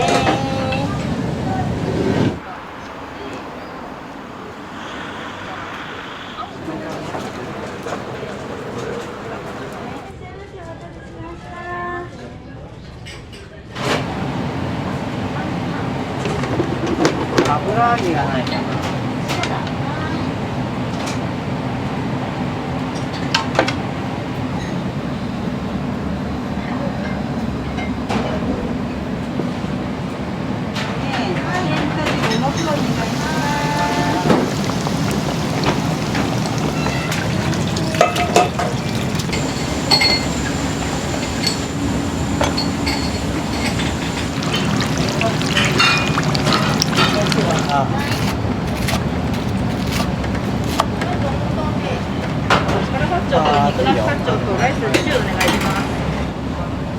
はい、コロカツね。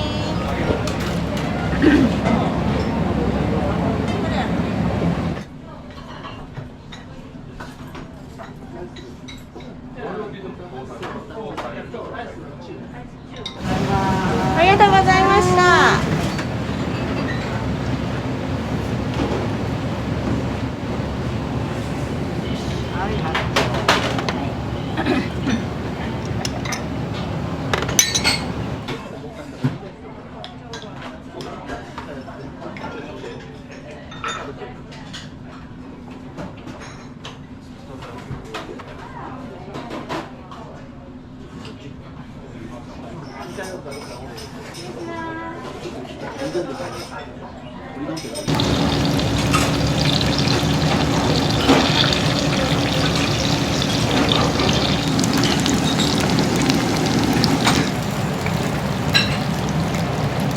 これがこれが白醤油。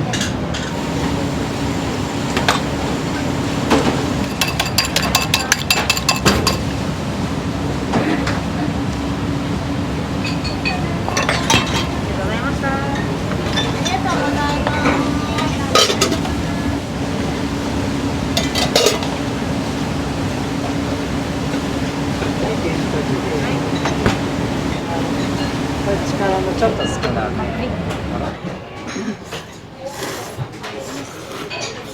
皆さんよく来られるんですか？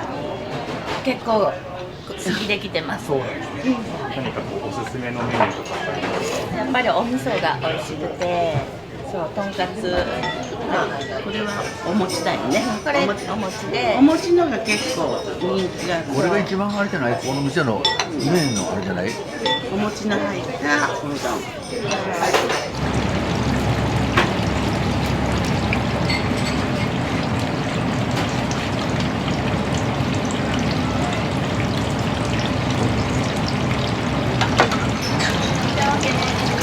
はい、いらっしゃいませ。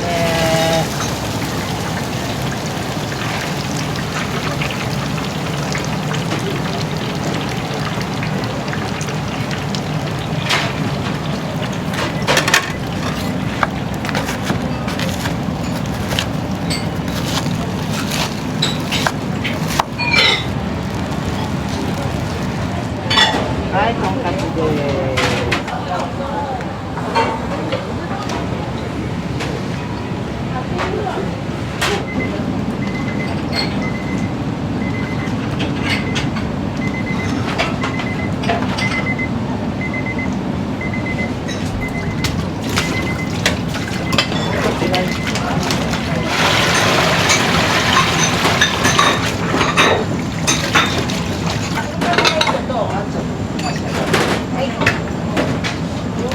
これまだ絞ってないんでね。はい。ハットとハットにいただきます。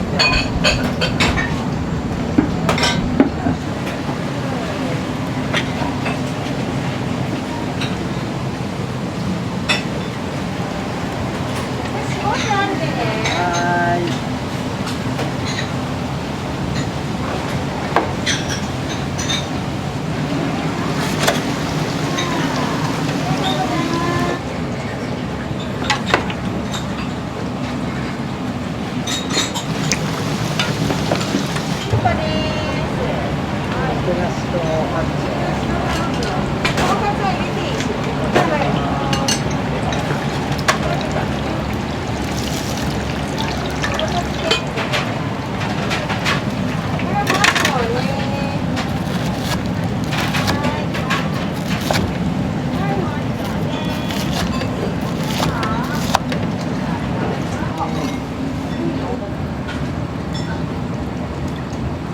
よし。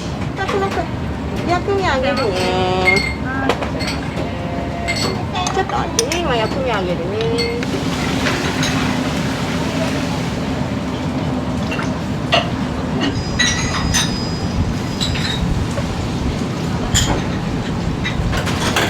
来ました。ありがとうございます。はい、ありがとうございます。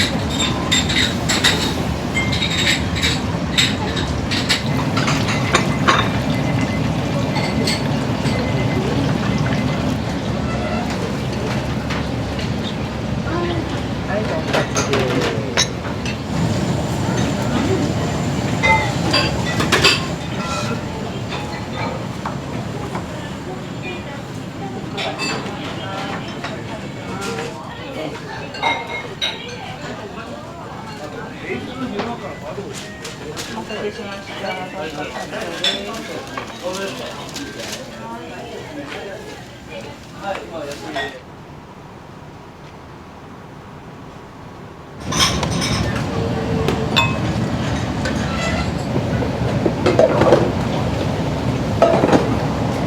満潮です。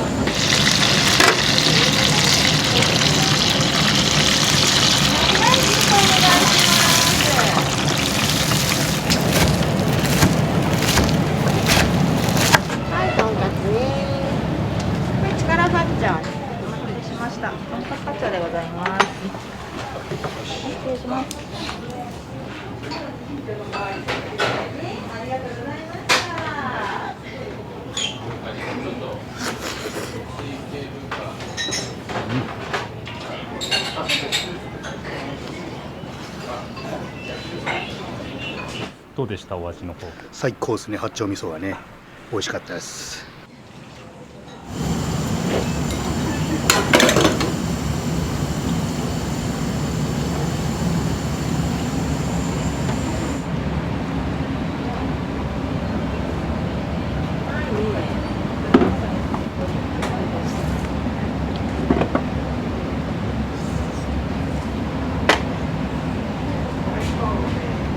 はい、コロうどんです。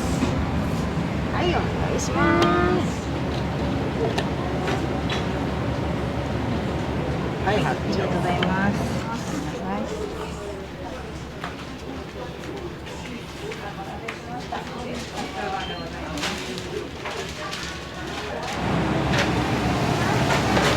はい、いらっしゃいませ。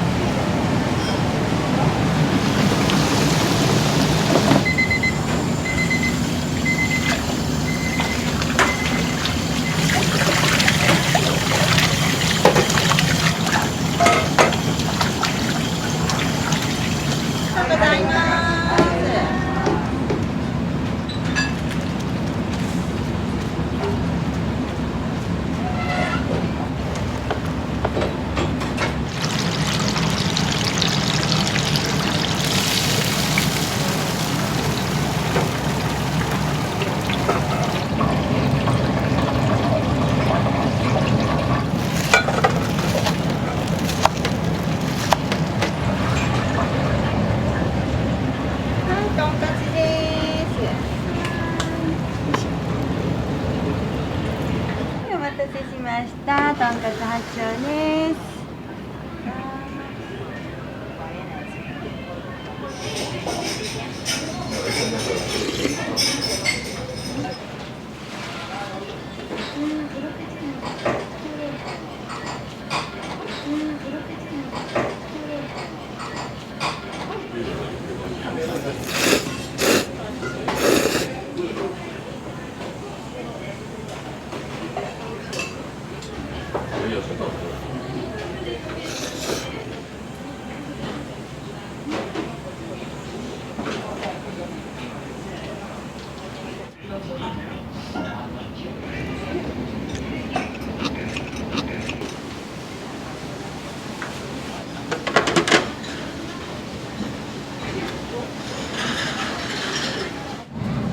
はい、八丁です。八丁ね、お願いし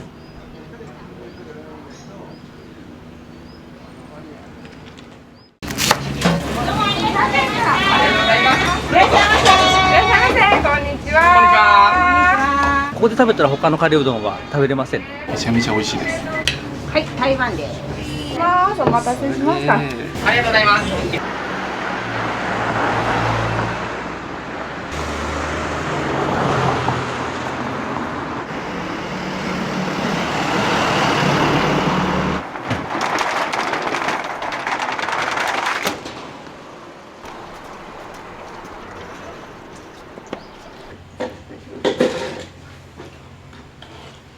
29の時に始めましたね。そうなんですか。もともと父親がやってたんですけど、10年ぶりぐらいに復活させたって感じです。そうなんですか。そうなんです。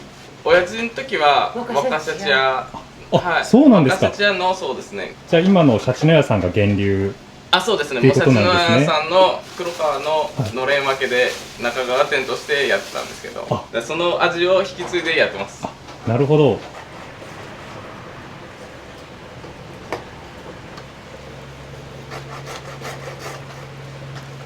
れは煮込みの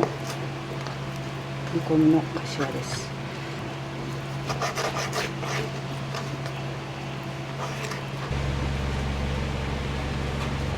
スープはだいたい丸1日かけて出し取ってるようにします。名古屋コーチンのガラ、金層のガラっていう2種類を、ガラは結構もう多く入れてますね。あと野菜を玉ねぎ、ネギ、人参、あとキムチを。でもこの色になってからカレーがコクが増してすごいまろやかになったりしますね。室味と、その笹、いろんななんか細かいのが入ってるんで、うちのカレーは出汁が香りすぎるとちょっとまずくなるんで、ちょっと香り付けぐらいで、ベースはもう動物のポッチ。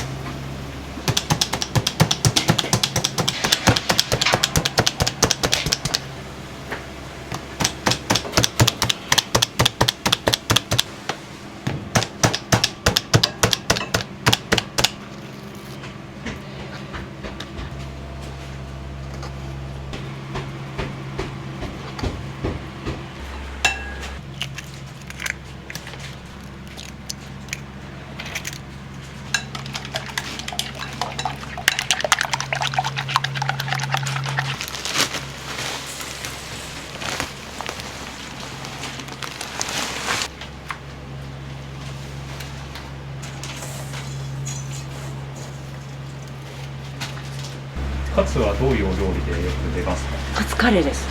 あとは味噌カツ丼とかお昼のメニューでミニ丼やってるので、味噌カツソースカツ丼もよく出ます。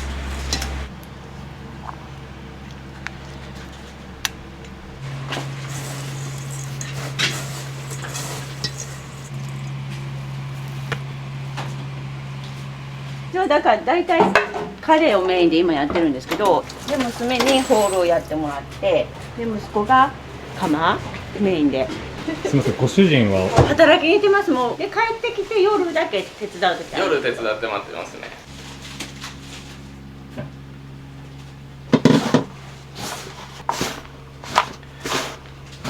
こういうでかいのがあるんですよ。これを基本的になくすっていう作業ですね。このでかいのが入りすぎるとめちゃくちゃ濃くなっちゃうんですよ。だからこれやる作業が多い時20分ぐらいかかるんで、これが結構ネックなんですよね。全体的に何種類ぐらいのそういったスパイス関係は？10種類ぐらいですかね、うちは。カレーの粉が3種類と、あとはちょっと企業秘密です。基本的なベースは父親が最後修行した時の昔の黒川さんと変わらんですよ。お店のその味作りとかお父様から教えていただいた感じですか？父親が黒川の時に修行してた時に昔からのメモみたいなのがあったんですけど、それ見ながら一個一個直してっていう。中はちょっとモザイクしてもらえれば。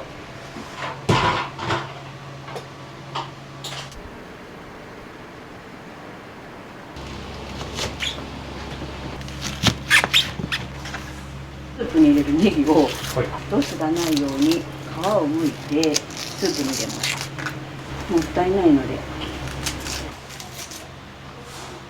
息子さんがまたお店始められると聞いた時どう思いました？初めは嫌だったの。自分が苦労したのでもうやりたくはなかったんですけど、もうやると楽しいからもう良かったなとは思ってますけど。自分土下座して頼み込みました。もうこの人が結構肝なんですよ。いないと回らない。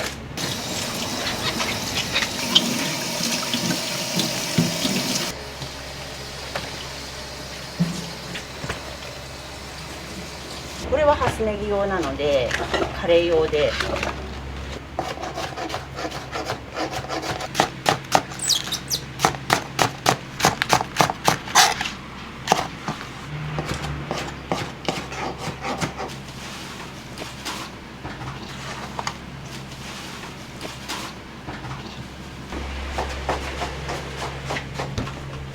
このタレはもうオープンからずっと継ぎ足し継ぎ足しで秘伝のタレです。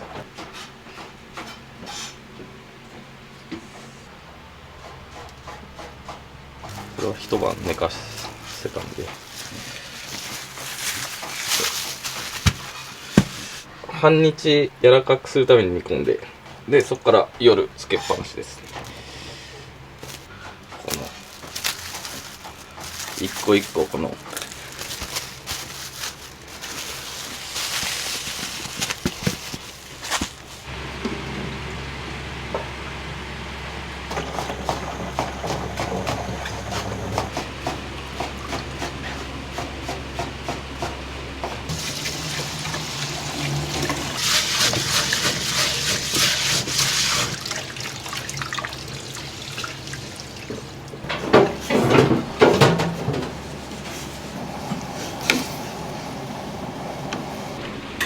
自分とは無縁なんだよ。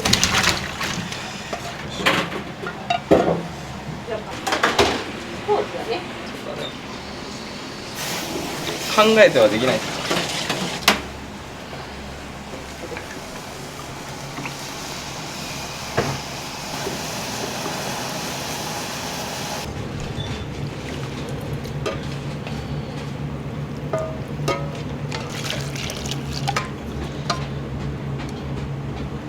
台湾ミンチを作ってます。台湾カレーとか台湾ミンチ丼とか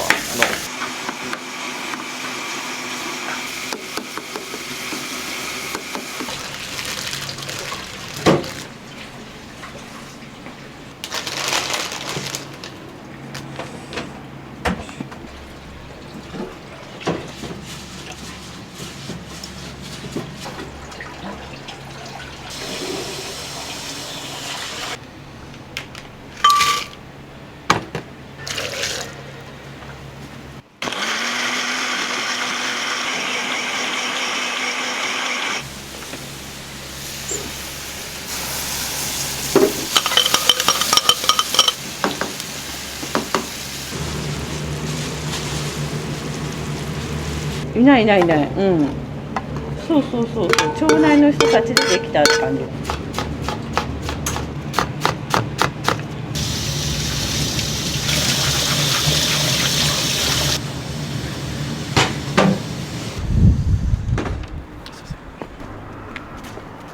この神社があるんですけど、神社の手前で手を合わせるっていうのを毎日やってるんで。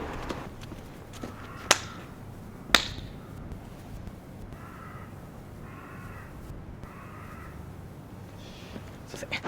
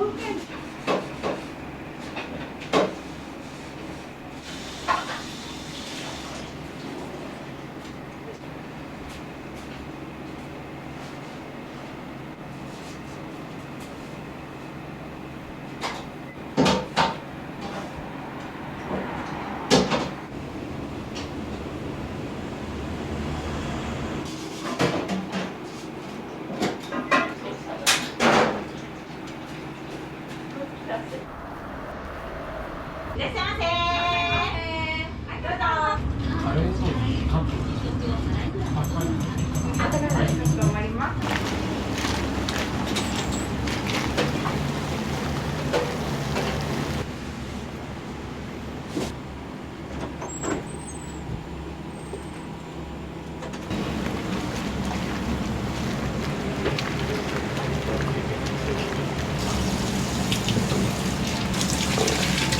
確認するんですけど。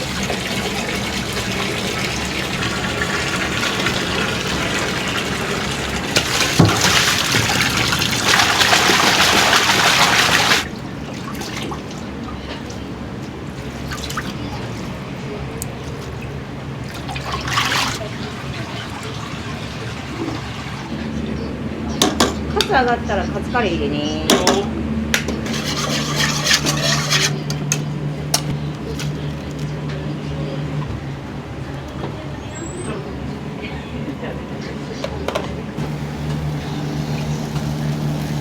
いらっしゃいませ。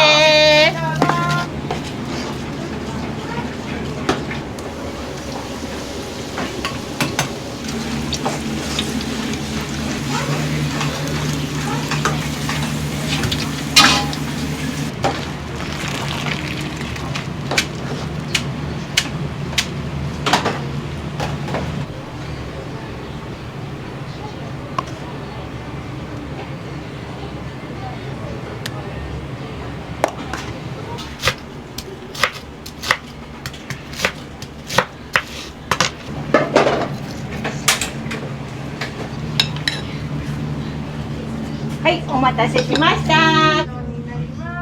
台湾カ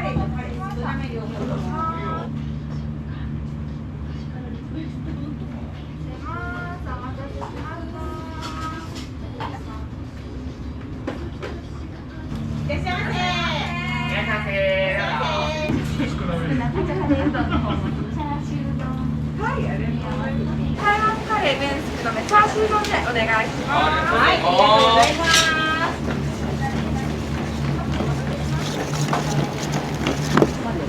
ありがとうございます。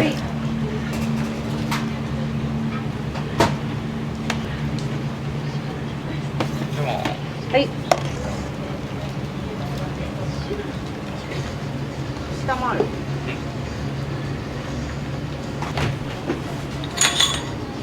はい。はい。少なめね。はい。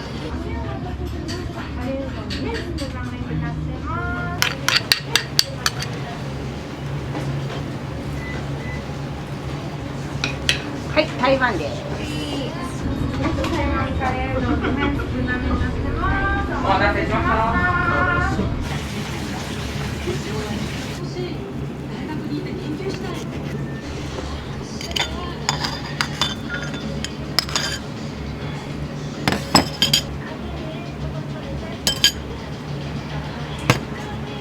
はい、はい。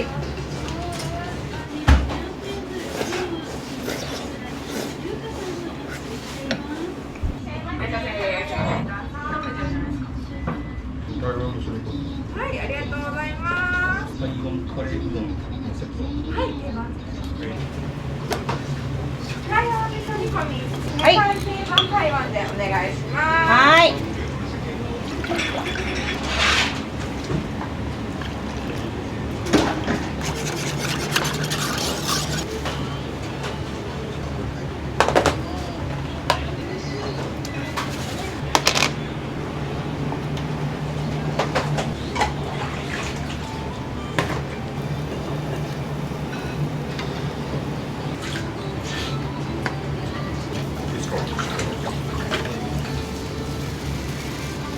はい。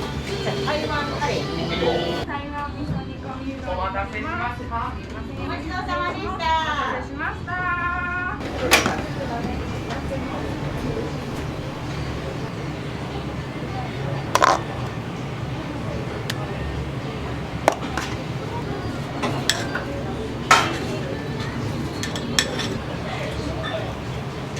定番台湾。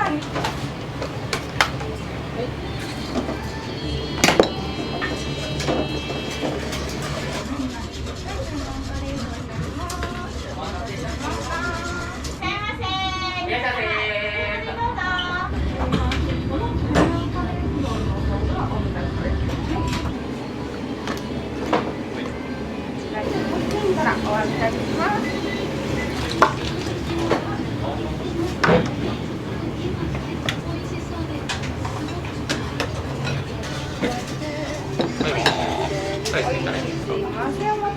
はい、お待たせいたしました。ありがとうございます。お待たせしました。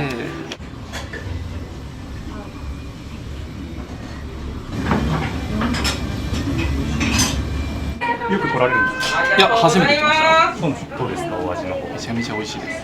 台湾カレーうどんがそんなにないんで、頼んでみたらめちゃめちゃ美味しかったです。お待たせしました。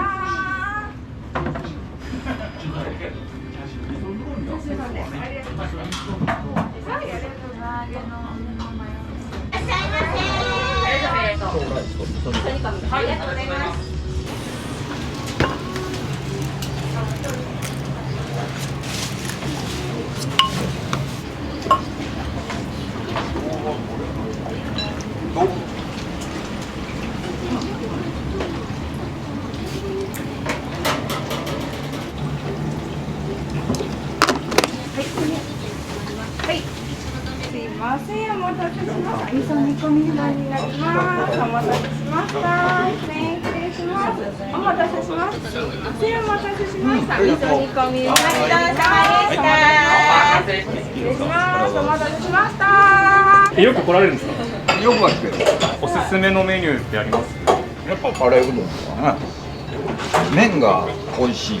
それが一番大きいところかな。麺が大丈夫。そうなんです。そうなんです。カレーうどんの麺でもできます。あ、そっちのカレー麺。はい。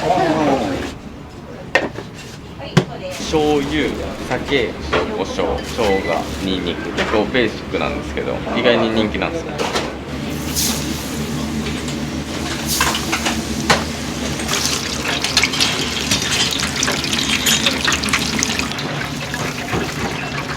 結構ごついっすよね。だからランチは本当唐揚げ利益ないです。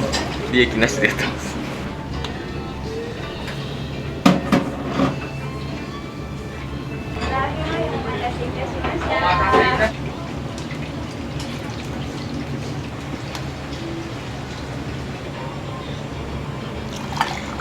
手が痛いんだよね。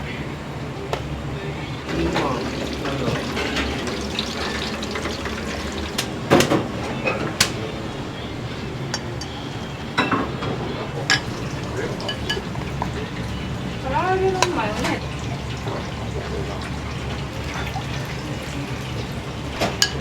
ズ。中華そばです。中華そばね。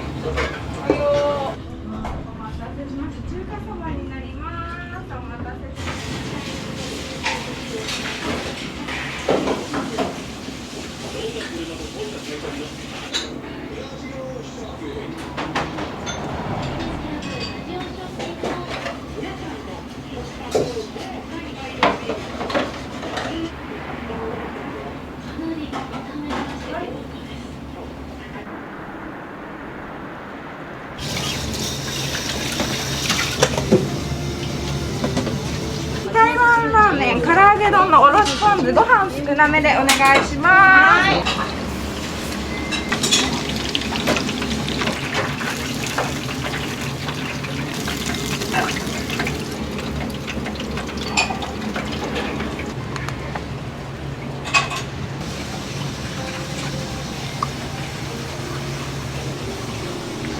おろしポン酢ね。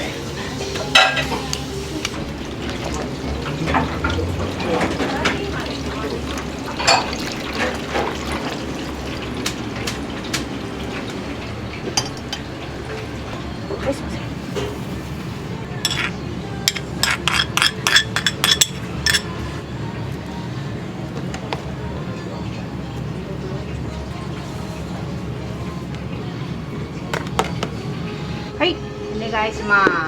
お待たせしました。は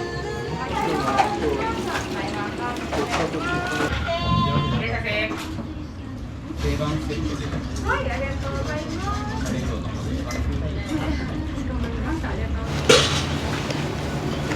じゃあカレー2と。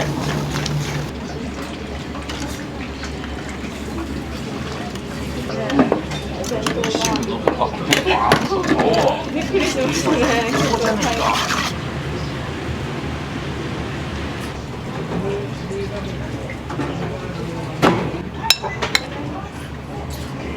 すいません、冷たいカレー熱いのでお気をつけください。はい、今出ます。少なめね。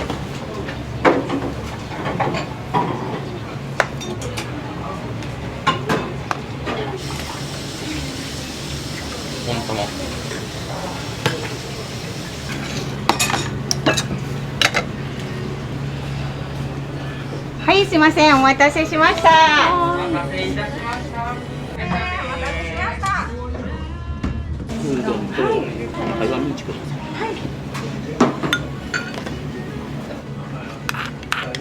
ありがとうございます。ありがとうございます。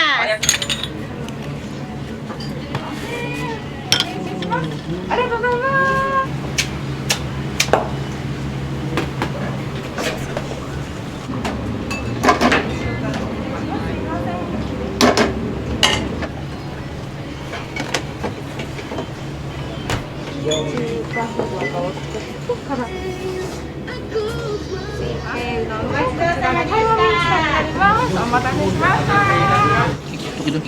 そうなんですね。おすすめのメニューってあります？全部が美味しいからなんで。そうなんですね。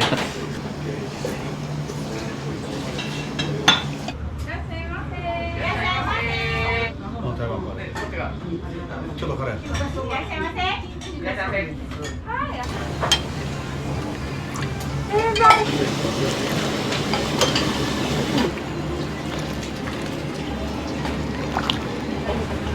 あ、21で一番。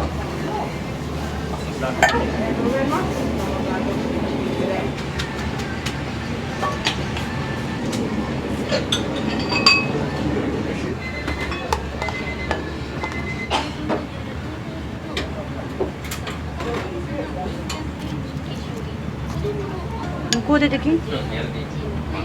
はい、すいません。大変ながらお待たせしてすみませんでした。中華そばになります。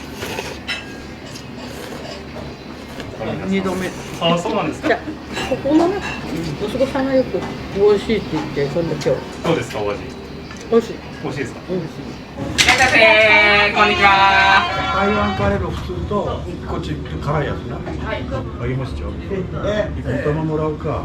ありがとうございます。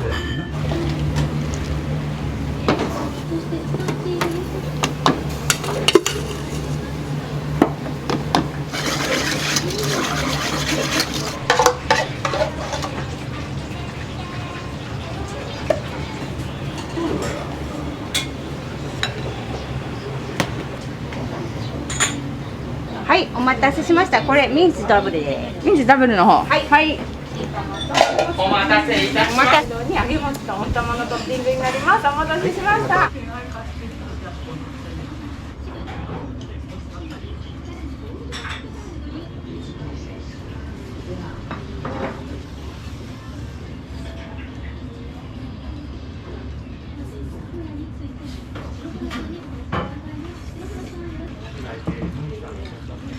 ありがとうございます。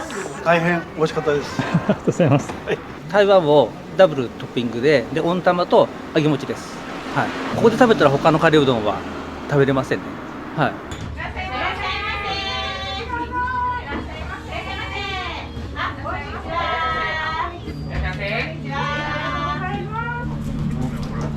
大丈夫です。定番台湾に揚げなすのトッピングと定番カツでお願いします。エビフライカレー1、台湾カレー1、中華そばと唐揚げ丼のマヨネーズでお願いします。すいません。はい。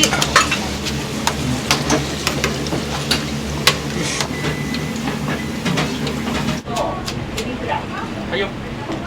カツカレーね。はい。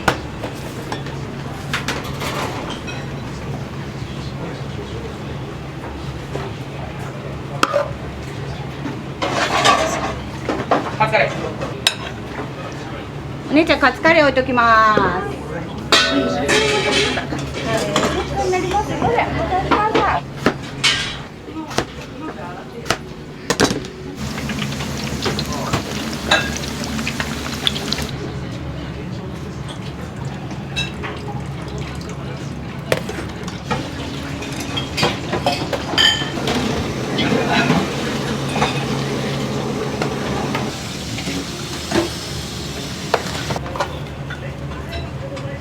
ラーメン出ます。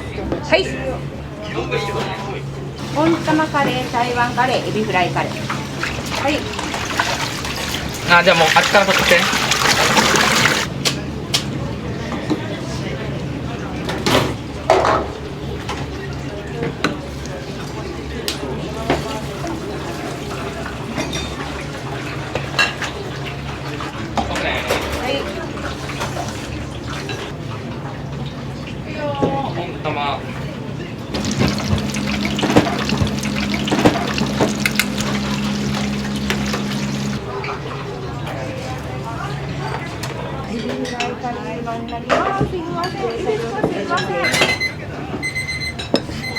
台湾カレーうどんすいません。後ろからすいません。失礼します。お待たせしました。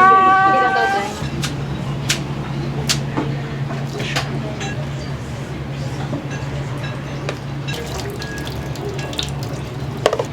す。お待たせいたしました。はい、お待たせしました。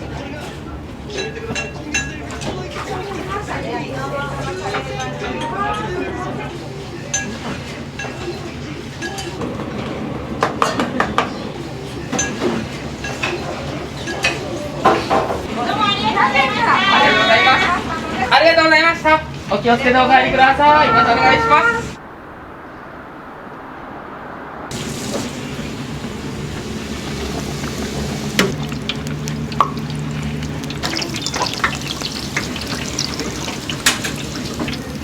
何個でも持ってください。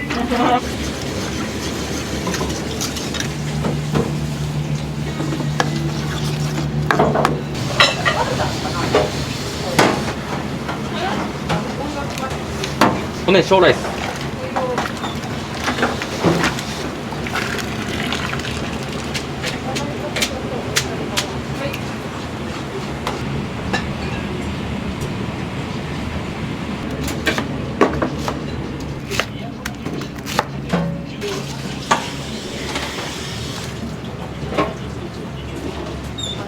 ました。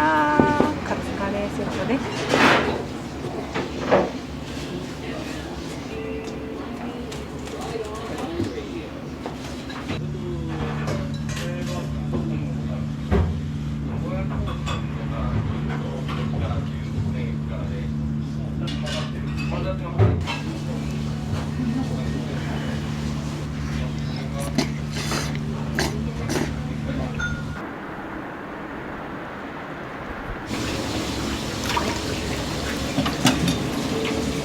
この羽がしっかりしてるのが名古屋コーチンで、これが金層の柄ですね。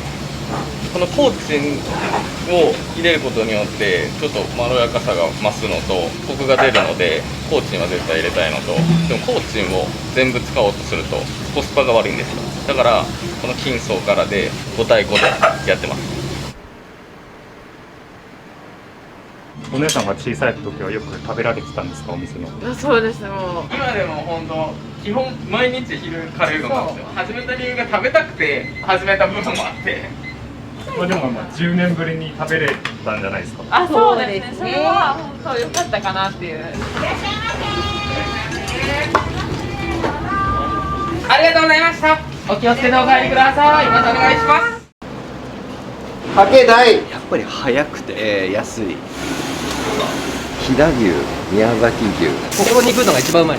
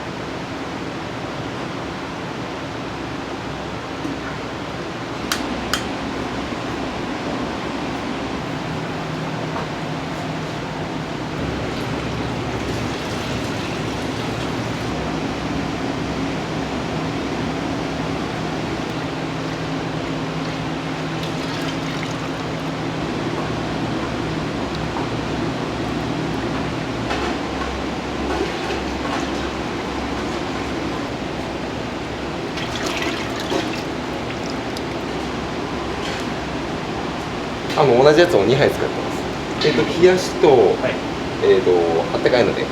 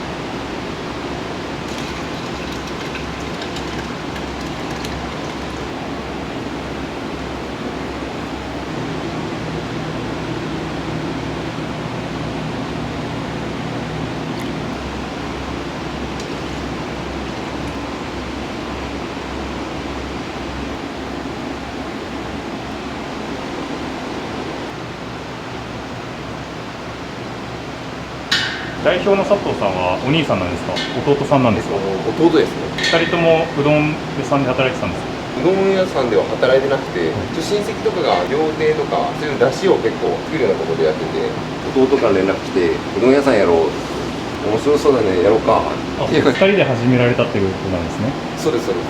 日高の昆布、カツオ、イワシ、サバ、結構いい出汁が出るんで、あと香ばしさちょっと気になっちゃうので、それで花ガツオ入れてまろやかにして、大体1日全部で5キロぐらい使うので結構な量を作ってます。9時に営業が終わるんですけど、そこから片付けをするので出汁を取るのが夜の11時ぐらいで、そこからまた、3時に出勤してくるので、お店としては24時間営業みたいな本当そんな感じです。よく立っとれるなぐらいでやってるんで夜は弟さんが立たれるんですか、お店？いや、僕立ってます。そうなんですか？そうですそうです。基本的にこの出汁を作ったとか考えたのが本当僕と弟で、僕がいろいろ研究して弟が美味しいって思ってくれる出汁を作りたかったんで、本当に兄弟で作ったうどん。いつも3時から11時まで働いてるんですか？そうです。寝る時間なくないですか？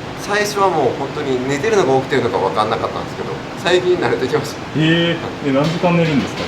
でお風呂入って次の日の料理をしてってなると本当に2時間3時間、最初は偉かったですけど、もう休みがあっても店が心配になっちゃうんで、大丈夫かな大丈夫かな。何時間勤務になるんですか、それ？休憩も結局仕込みとかやってるからなんですけど、19時間半とか20時間なんです。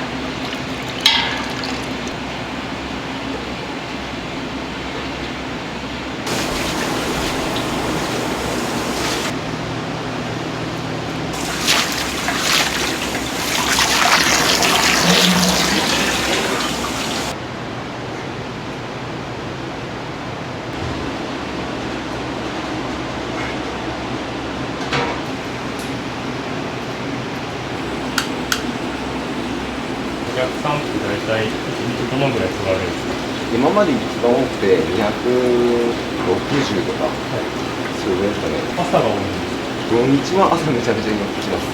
平日は朝通勤される前だとか、そういう時にちょこちょこ来るんですよ。やっぱ多い時が多いですね。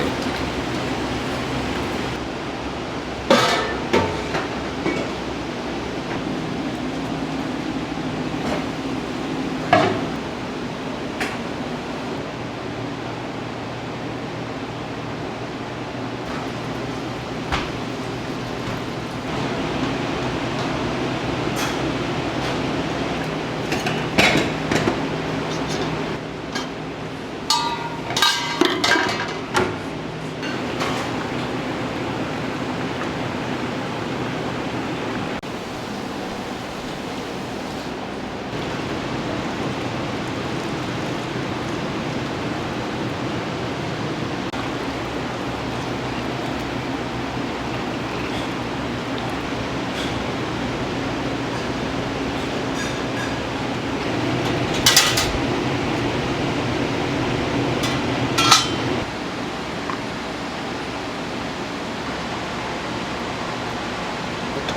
空瓶に卓上に一つずつ置かせていただいて、天ぷらだったりうどんにかけていただいたり。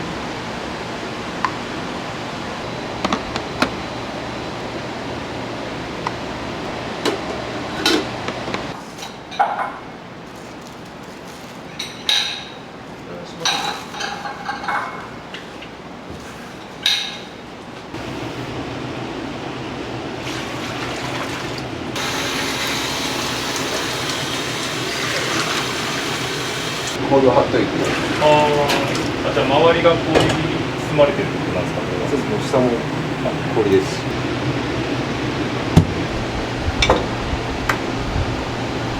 製麺も店内でされてるんですか？そうです。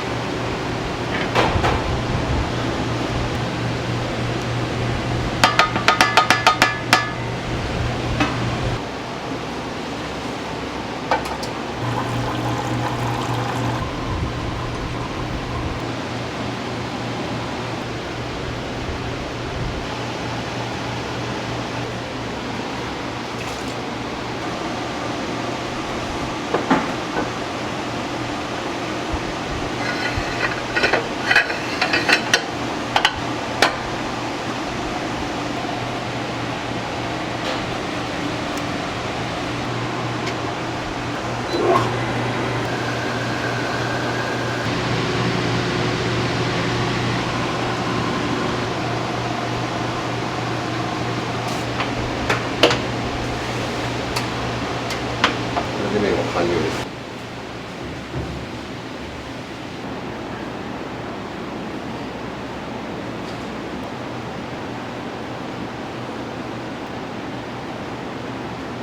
創業はいつになるんですか？今年の7月です。まだ3ヶ月ぐらいですね。けど結構ファンの方とかプリンとかチョコレートとか「から食べるでしょ」って「このうどん食べるにお菓子だけ持ってきてまた忙しいんでちょっとまた来るわ」とか果物とかも持ってきてくれるんでだいぶ助かってます。この常連さんみたいな方がもう結構いらっしゃるんですか？常連めちゃくちゃいます。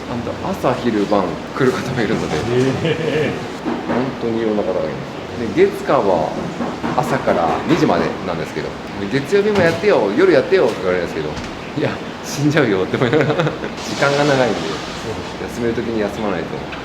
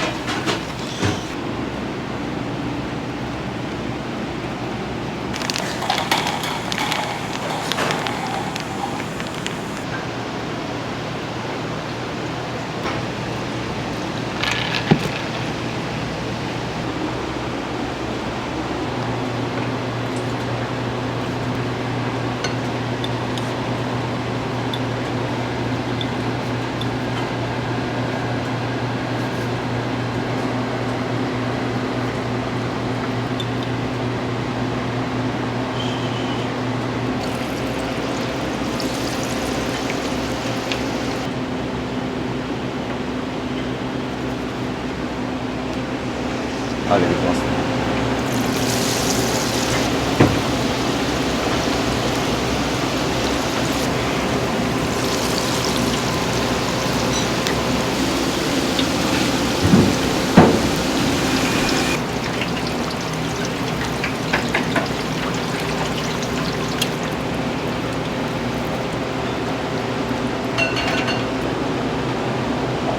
野菜の中ではナスが一番人気ですね。大きいっていうのもありますよね。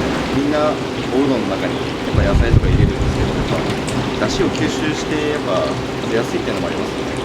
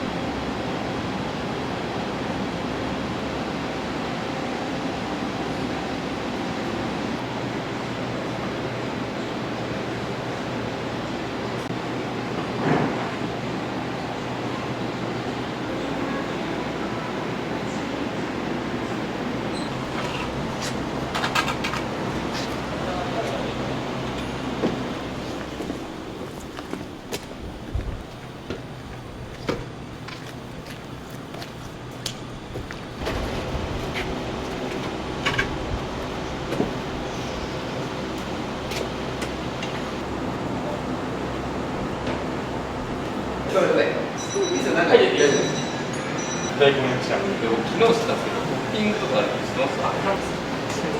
本当に一番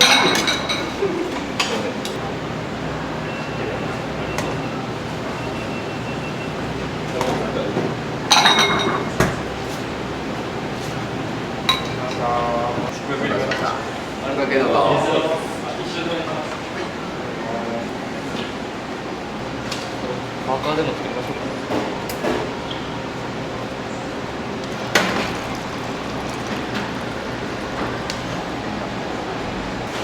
しらすを、うまいわ。うまい。やっぱあれだから茹でたてだからね。うわ。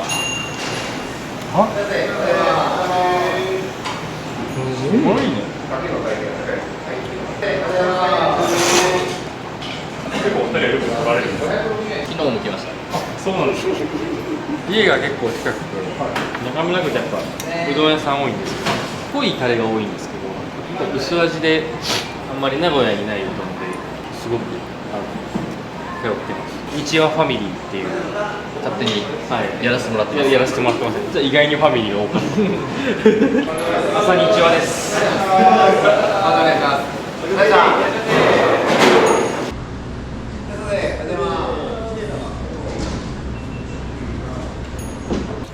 待たせしました。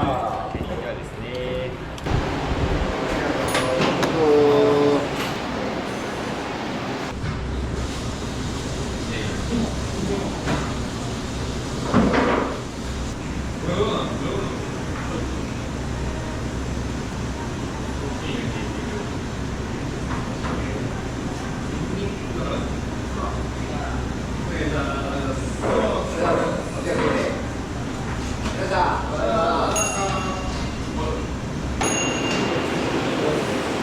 温かいの冷たいのご用意できます。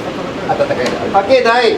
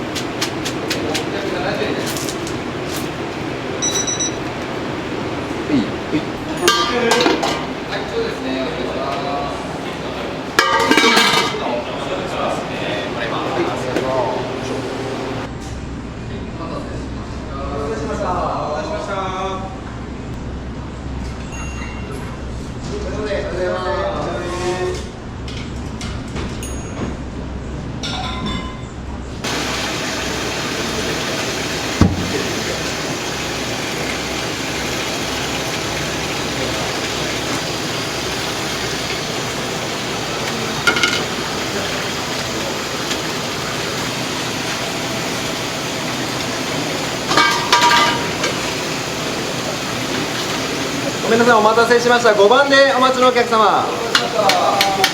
お待ちです。お待ちください。ありがとうございます。どうぞ。どうぞ。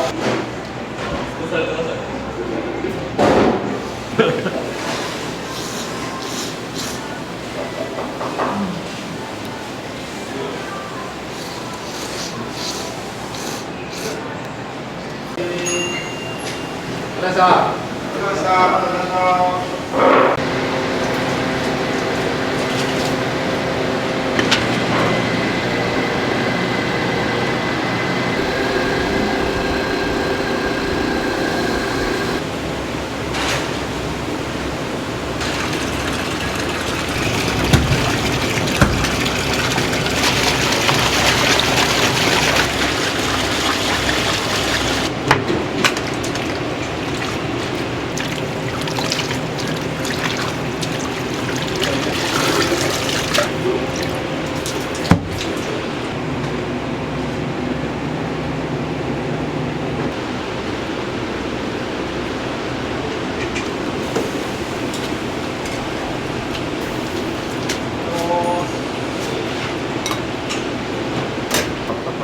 はい、波でよろしいですか。はい、ありがとうございます。かけ波。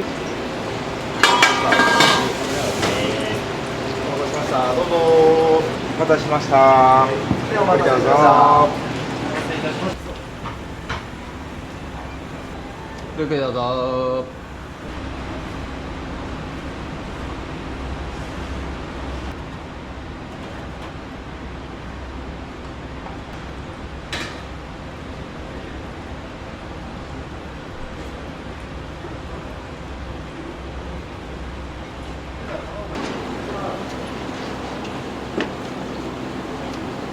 波と台をたくさん乗せたいんですけど、たくさん乗せすぎてくどくなってしまって、次の日はいいやってならないような程度でグラムを一応研究させてもらって、それでグラムで設定して乗せてるので、くどくなくちょうどいいぐらいで食べれるような、設定させてもらってます。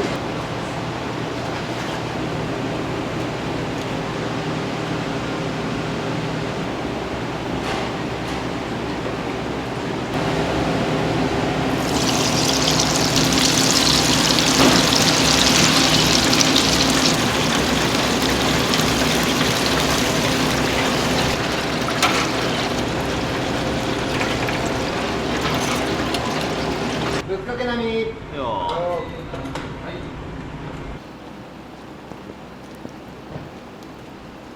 だし以外は余分な水分はなるべく入れたくないんで、一番最初に来てやってもらったのがもう湯切り、あと大きい声、もうそれだけ教えた。まあ一番のこだわりはやっぱだしで。こだわりですか。はい。やっぱだしですね。僕と西原代表、弟と一緒に考えてやったのが、つゆまで飲み干せるようなうどんを作りたい。薄すぎず、濃すぎず、しっかり味があって、だけどつゆまで全部飲んでいきたいっていうような思いでちょっと作ったの。今来てくださった方たち、9割ぐらいはほぼ毎日来てくれます。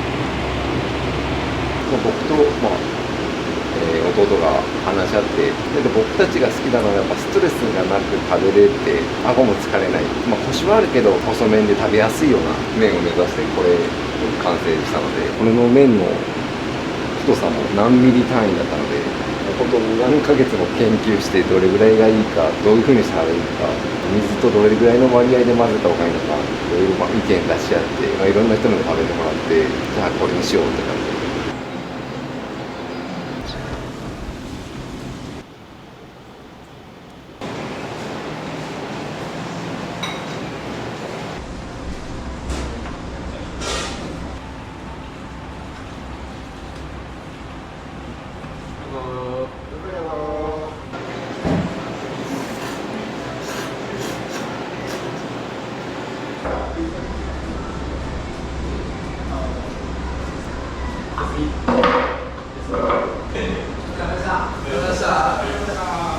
よく来られるんですか？よく来ますね。梅おろしが好きなんで、朝たまに食いたくなるんで、朝たまに来ます。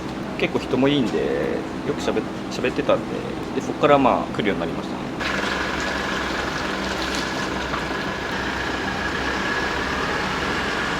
お願いします。あそこのレモン水、レモンとすだちが入ってるんですけど、そのすだちもお客さんからいただいて、よかったら使ってって言ってもらったので、結構野菜とかももらったりするので、みんな温かいですね。みんな温かい方ばっかで頑張ってね。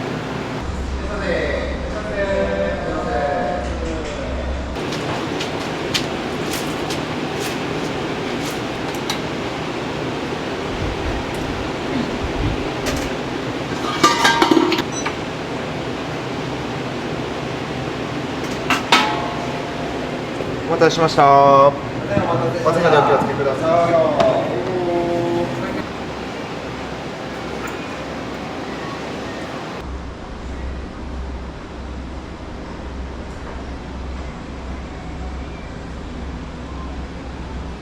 りがとうございました。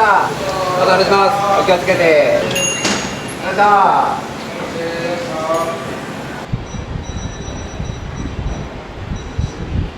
いらっしゃいませ。いらっしゃいませ。おはようございます。はい。釜玉並み。ぶっかけ並みの温かい鍋出ます。ぶっかけ並み。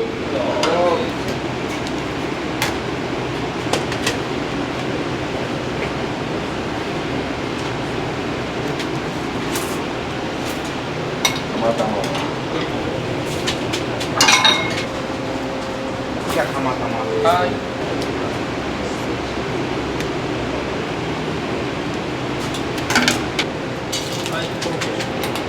ぶっかけ何？これじゃあぶっかけのものです。ありがとう。どうぞ。入って入って。お願いします。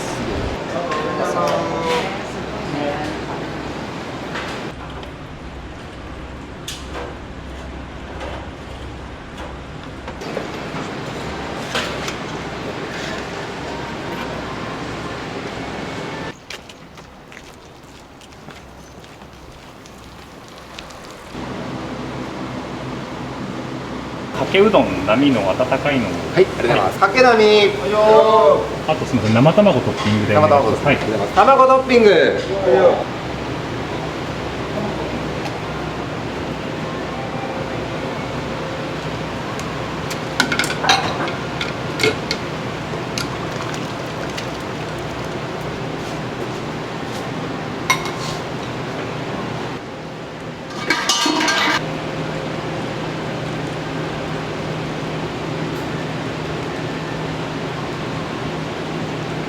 K の波は高いんです。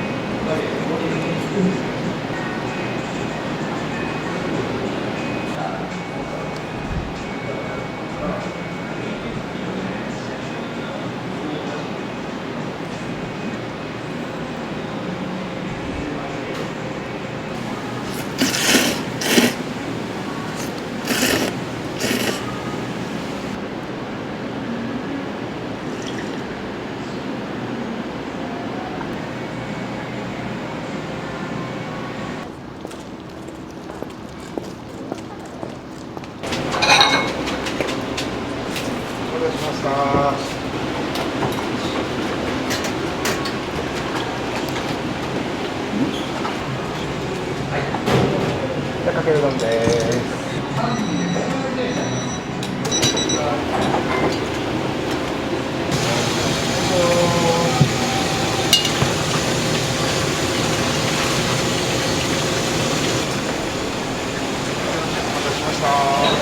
横のダッシュレーンの方ご利用ください。ありがとうございます。すいません。かけなみ2つ。お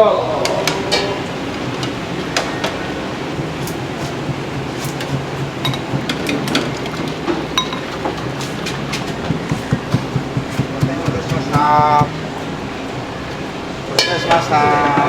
ゆっくりどうぞ。初めていただきます。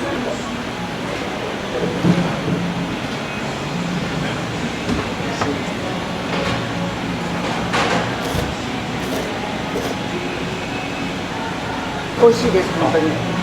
お待たせします。お気をつけて。ありがとうございます。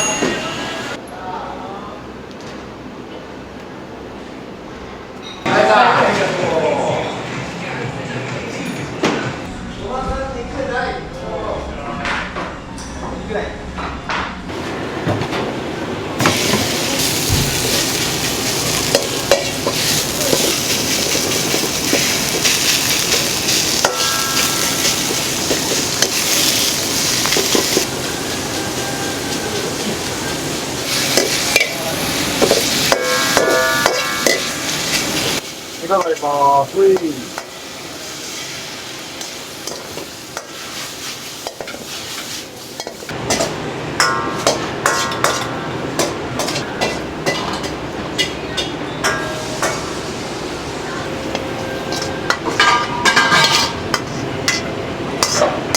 待たせしました。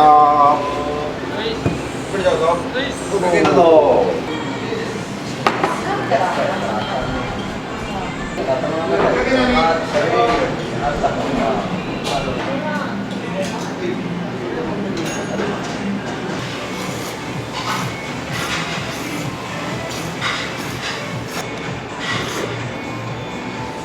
ぐらいの頻度で来られてるんですか？ほぼ毎日。中央生命さんのお好きな部分って何かあるんですか？だし、最近は肉。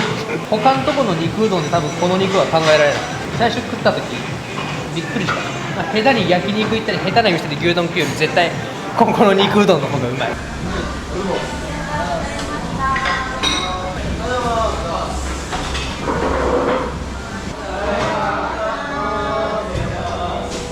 ここの肉うどんが一番うまい。かけられてたそれって何になるんですか？肉用で保護してるタレ安めな設定でやらせてもらってるので、飛騨牛、宮崎牛、三河牛ですね。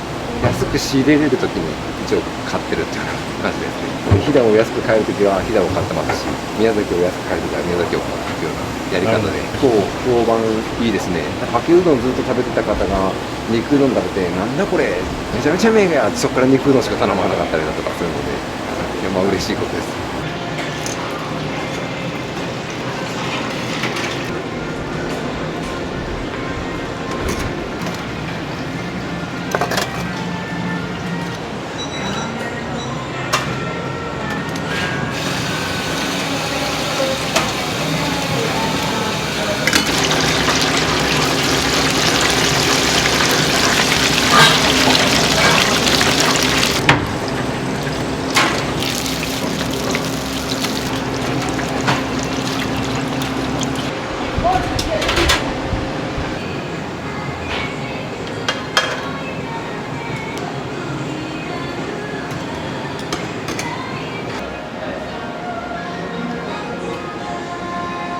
かけなみもう一つ。お待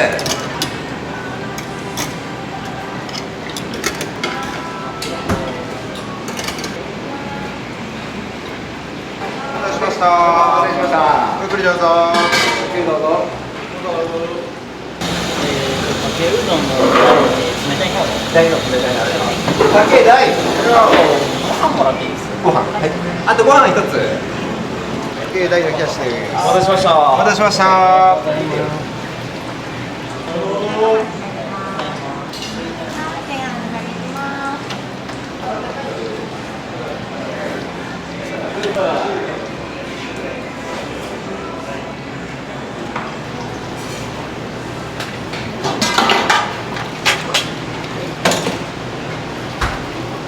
待たせしました。ゆっくりどうぞ。ゆっくりどうぞ。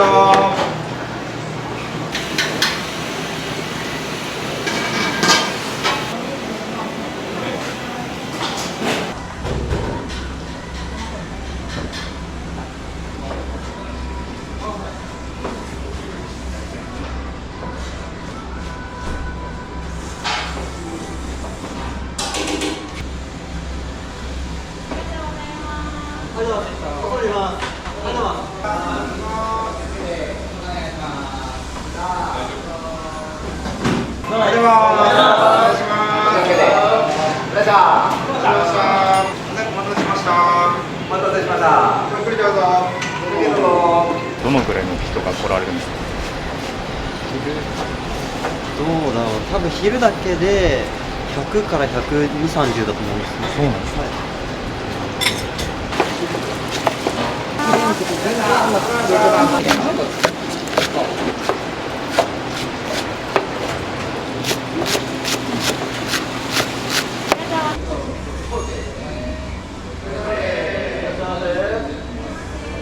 ボールドもお皿を取っていただいて、天ぷらおにぎりがございます。奥に受け取り口がございまして、そちらでおうどんを渡します。奥に進んでいただけるとレジがございますので。そうですね。かけうどんとかけうどんはどう違うんだろう。かけうどんはだしの香りを楽しめます。じゃあかけうどん。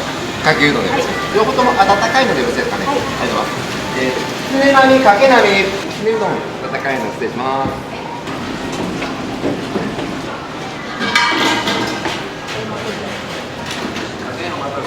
かけうどんは温かいのですね。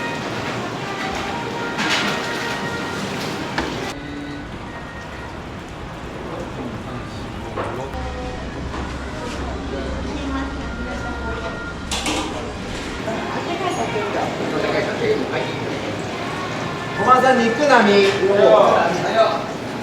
あとかけ並み2つ。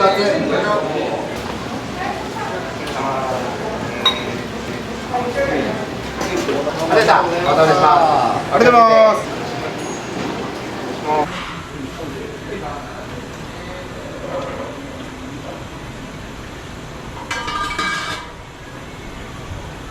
お待たせしました。5番でお待ちのお客様。こちらでおうどんのご注文お願いします。はい。大ですね。温かいの。かけ大、明太子大。明太子出したら出すわ。先これいい。はい。かけ大。はい。お待たせしました。明太です。明太子。はい。かけなみ。はいよ。レジ横のだし醤油の方入れてください。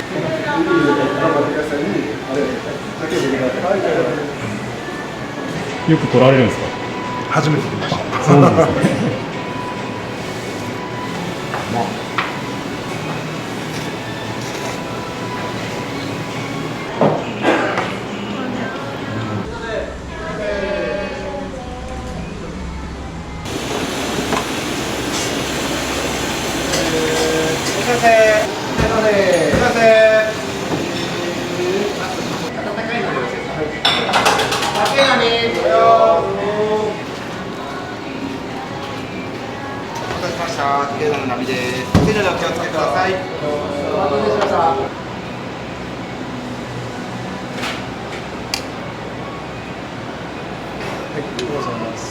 ごゆっくりどうぞ。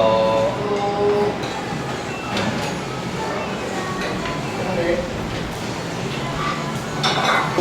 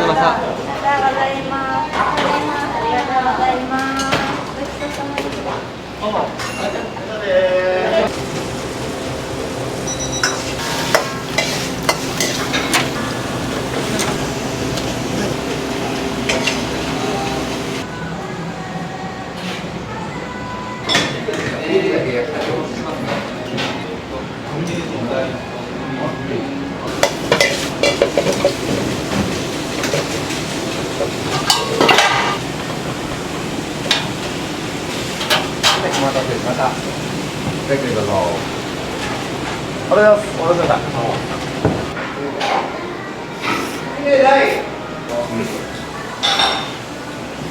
17番肉並み。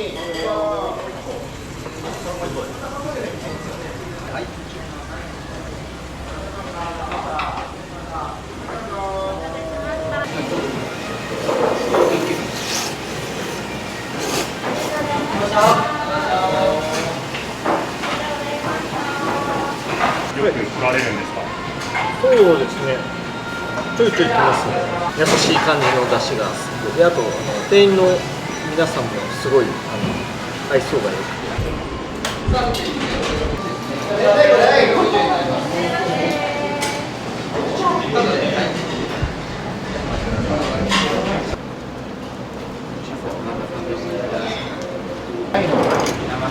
肉のね、温かいのに卵トッピングですね。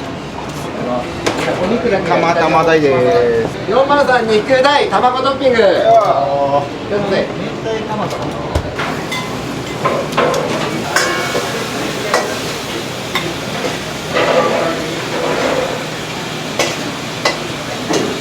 4番でお待ちのお客様、お待たせしました。お待たせしました。ごゆっくりどうぞ。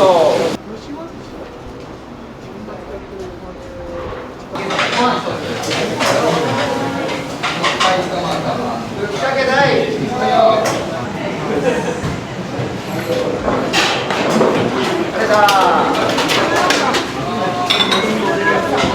きつねうどん、あったかいけど。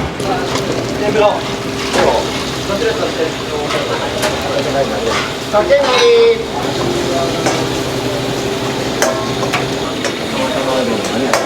たまたまなみ。酒の温かいのです。熱いのに気をつけてください。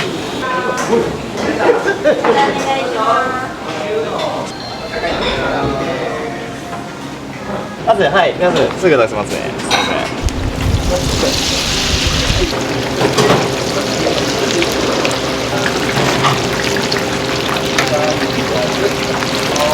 ま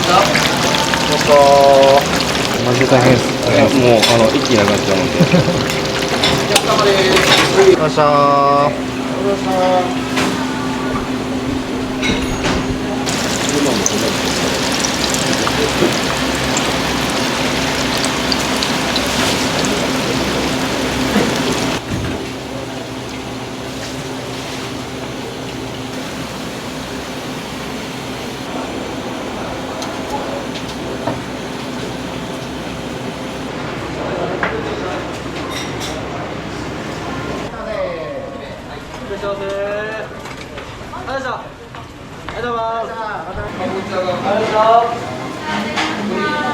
今日は何が頼まれたんですか？今日は明太釜玉とコロッケとご飯ですね。おすすめのメニューとかってありますか？肉が美味しいですくらい。日和製麺さんのいいところって何かありますか？やっぱり早くて、安いでうどん美味しいっていうところが一番。西村さん肉並み。これも天ぷらないですか？今時間お願いします。肉だし。ごめんなさい。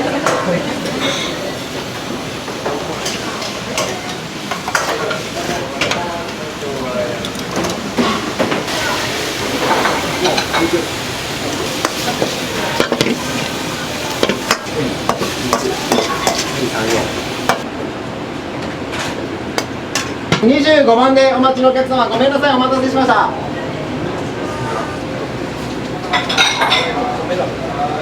お願いします。18番でお待ちのお客様、ごめんなさい、お待たせしました。14番でお待ちのお客様、お待たせしました。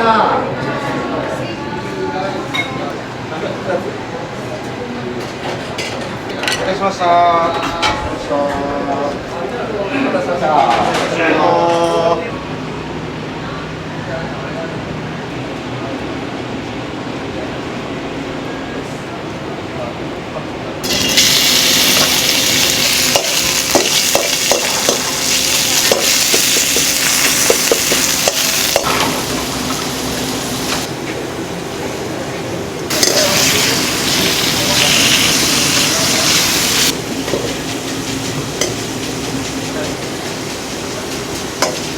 仕上がります。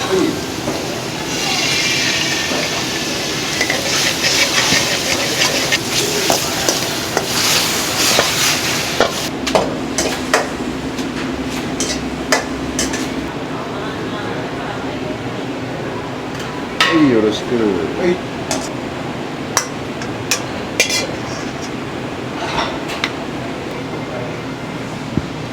お待たせしました。お待たせしました。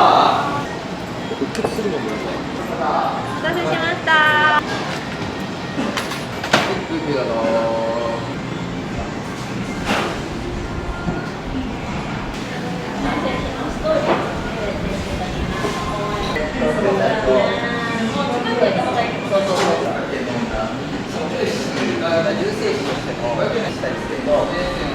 家業のアパレルを一つだけど、